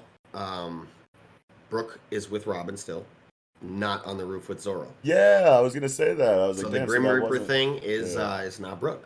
Yeah, that's Oh, wild. fuck. But And then also, like I they just will also add- don't do anything with it. So it's like, damn. He's Like, when are we gonna flopped get off that? a cliff. Yeah. Yeah. Also, I will add, you know, like in moments like these, people on the internet, please try and restrain yourself from just wanting to get your fucking actually moment. All right, like I don't know. I was having some conversations with people on social media platforms about this, and like somebody was like, "Oh, what's this Grim Reaper shit? What could it mean?" And I'm like jokingly like, "Yeah, it's Brooke." Literally on Friday, a week and a half after I posted the comment, this same dude replies to me like, "Nope," and I'm like, "Okay, wow, now I know what the fucking part of the chapter's about." Like, Oh Just chill. no! don't spoil people just to get your fucking actually moment.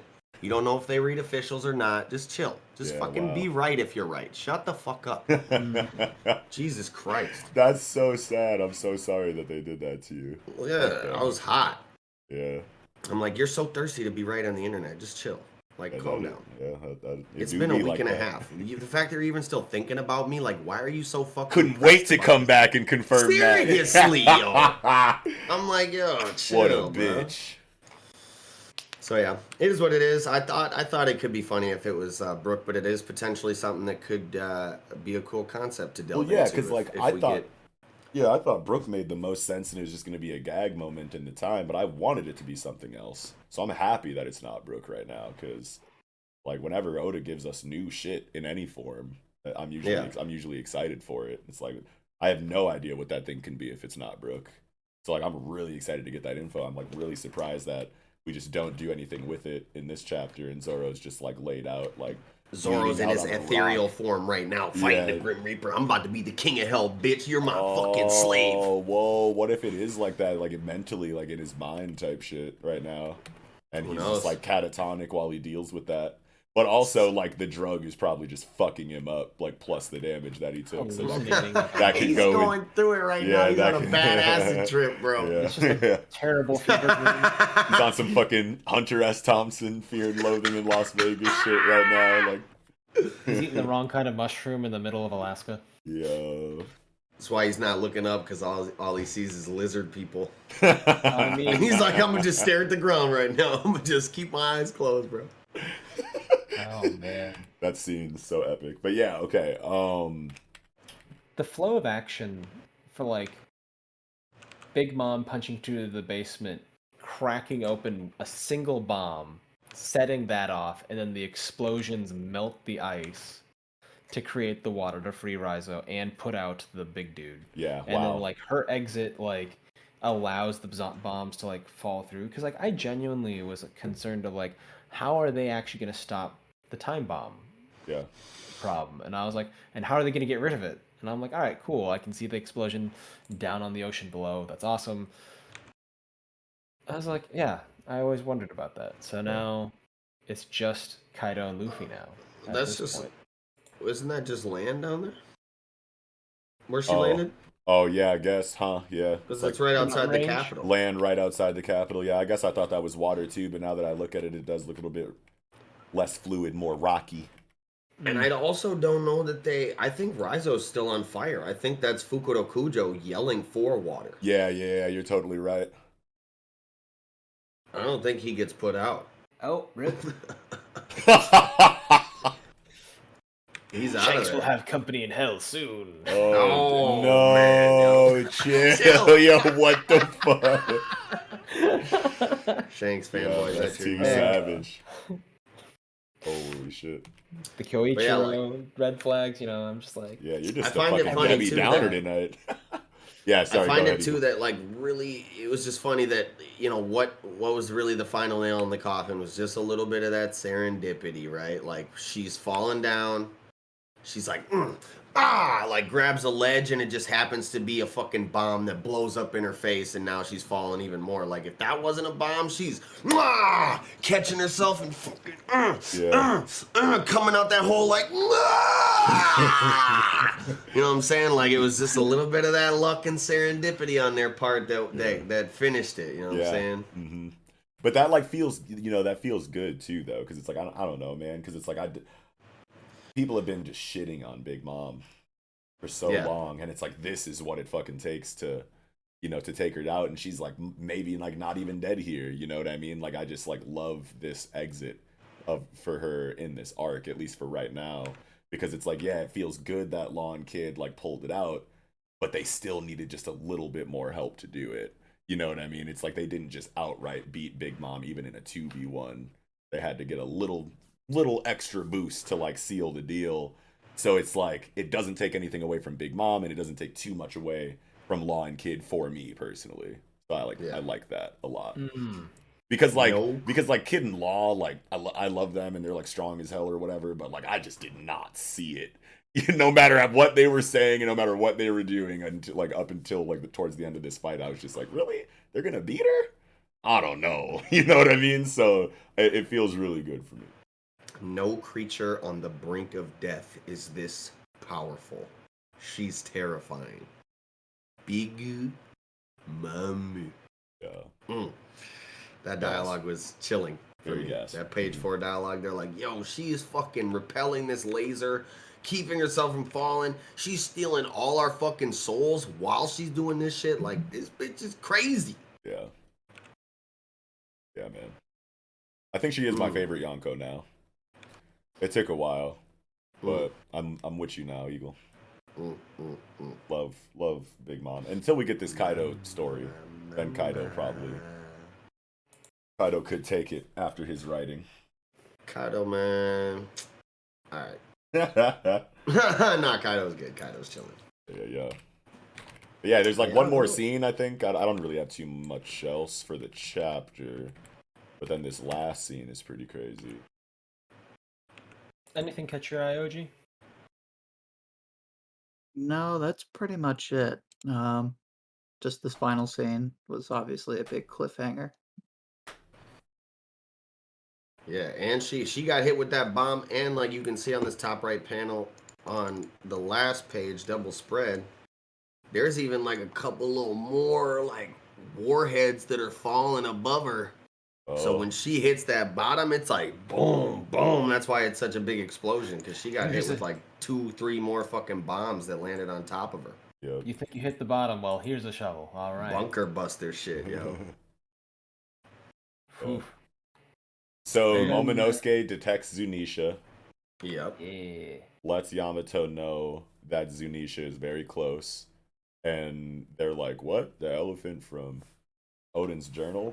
And then he drops this fucking, indeed, a companion of Joy Boy who committed a crime 800 years ago. Damn. So what the fuck crime can a giant ass elephant commit? That's just A lot. that's just like got an island on its back, like it's just living its best life. Like what the fuck could it really have done? It's the island boy. What could he- Maybe. I'm just island boy. I'm just trying to be. Awful. Oh man. Nah, now I'm about to Photoshop those dreads on Zunisha. The next good panel that we get for her. Oh, I'm perfect. just island zone. I'm just trying to walk. Oh no, not Island Zoe, Jesus. Man, I don't know, No, but because this- like that's just a level of scale. Like, how do you classify? Like, I feel like it's just eating countries, right? Like, it's just eating small islands. I feel like that's what it did. And it's like, hey, you wiped out like a whole archipelago, and I was like, maybe.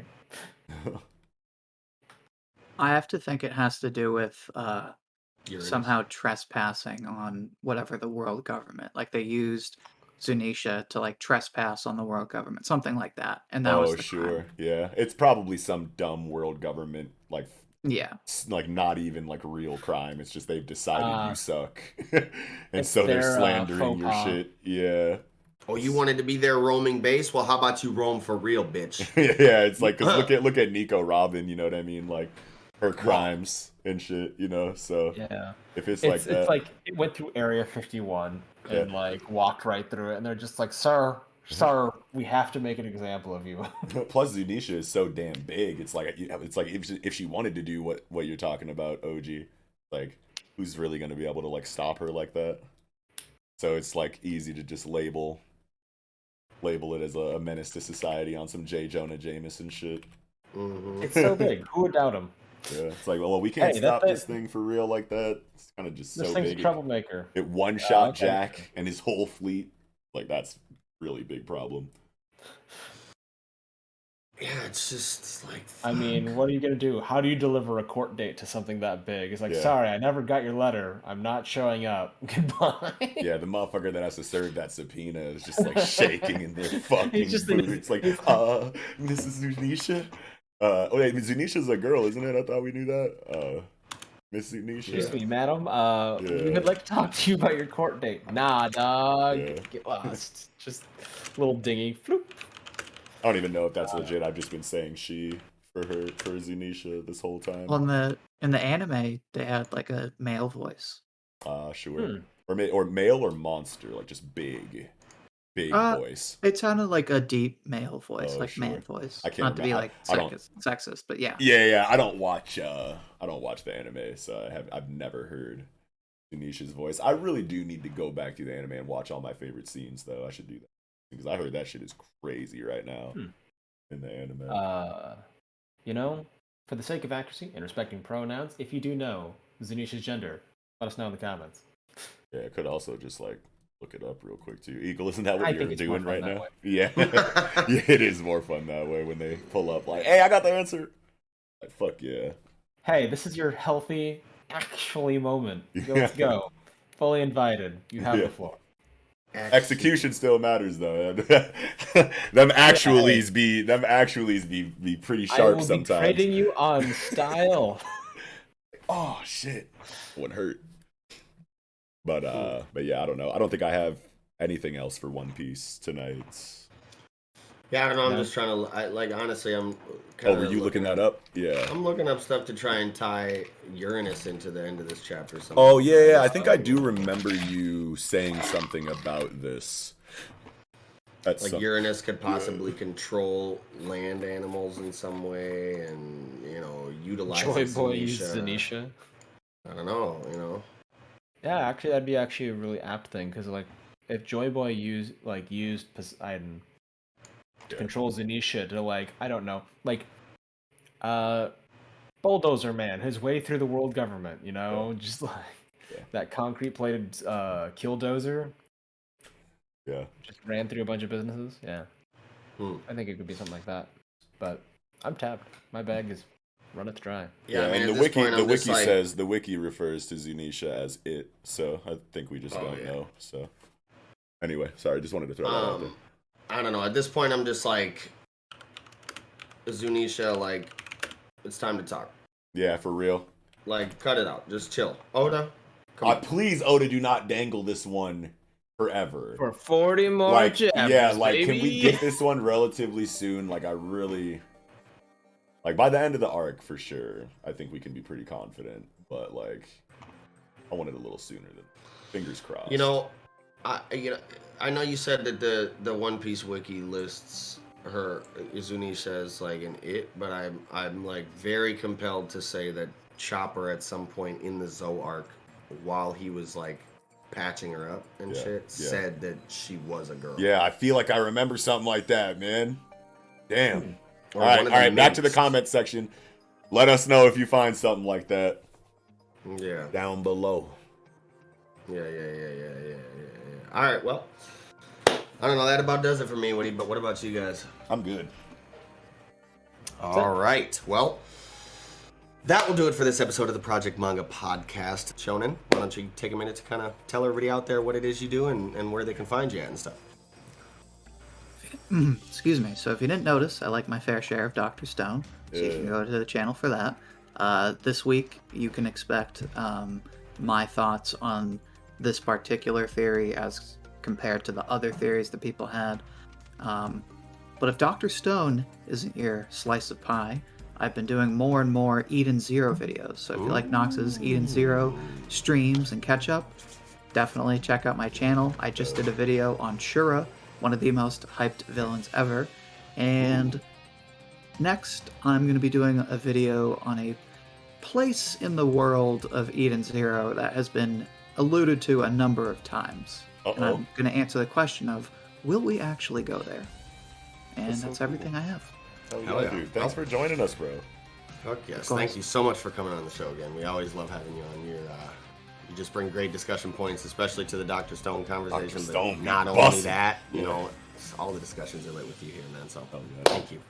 Be sure to slap a like on this video if you enjoyed it. Make sure you subscribe to the channel as well to get more fire-ass weekly content. As we said, please hit us up in the comment section down below and answer some of our questions. And you know what I'm saying? Get your actually moments in.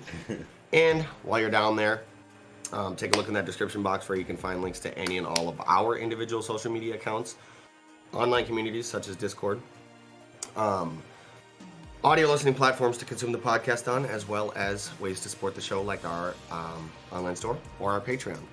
And while you're down there, you can find any and all links affiliated with Shonen OG as well. Like we said before, you can check out what he does, where he's at, give him a follow, give him a subscription, all that. And with that being said, this will be another stupendous episode of the Project Manga Podcast. Wrapping up, I'm your host, Eagle. Nox. And Meliodas. Shonen OG. Peace.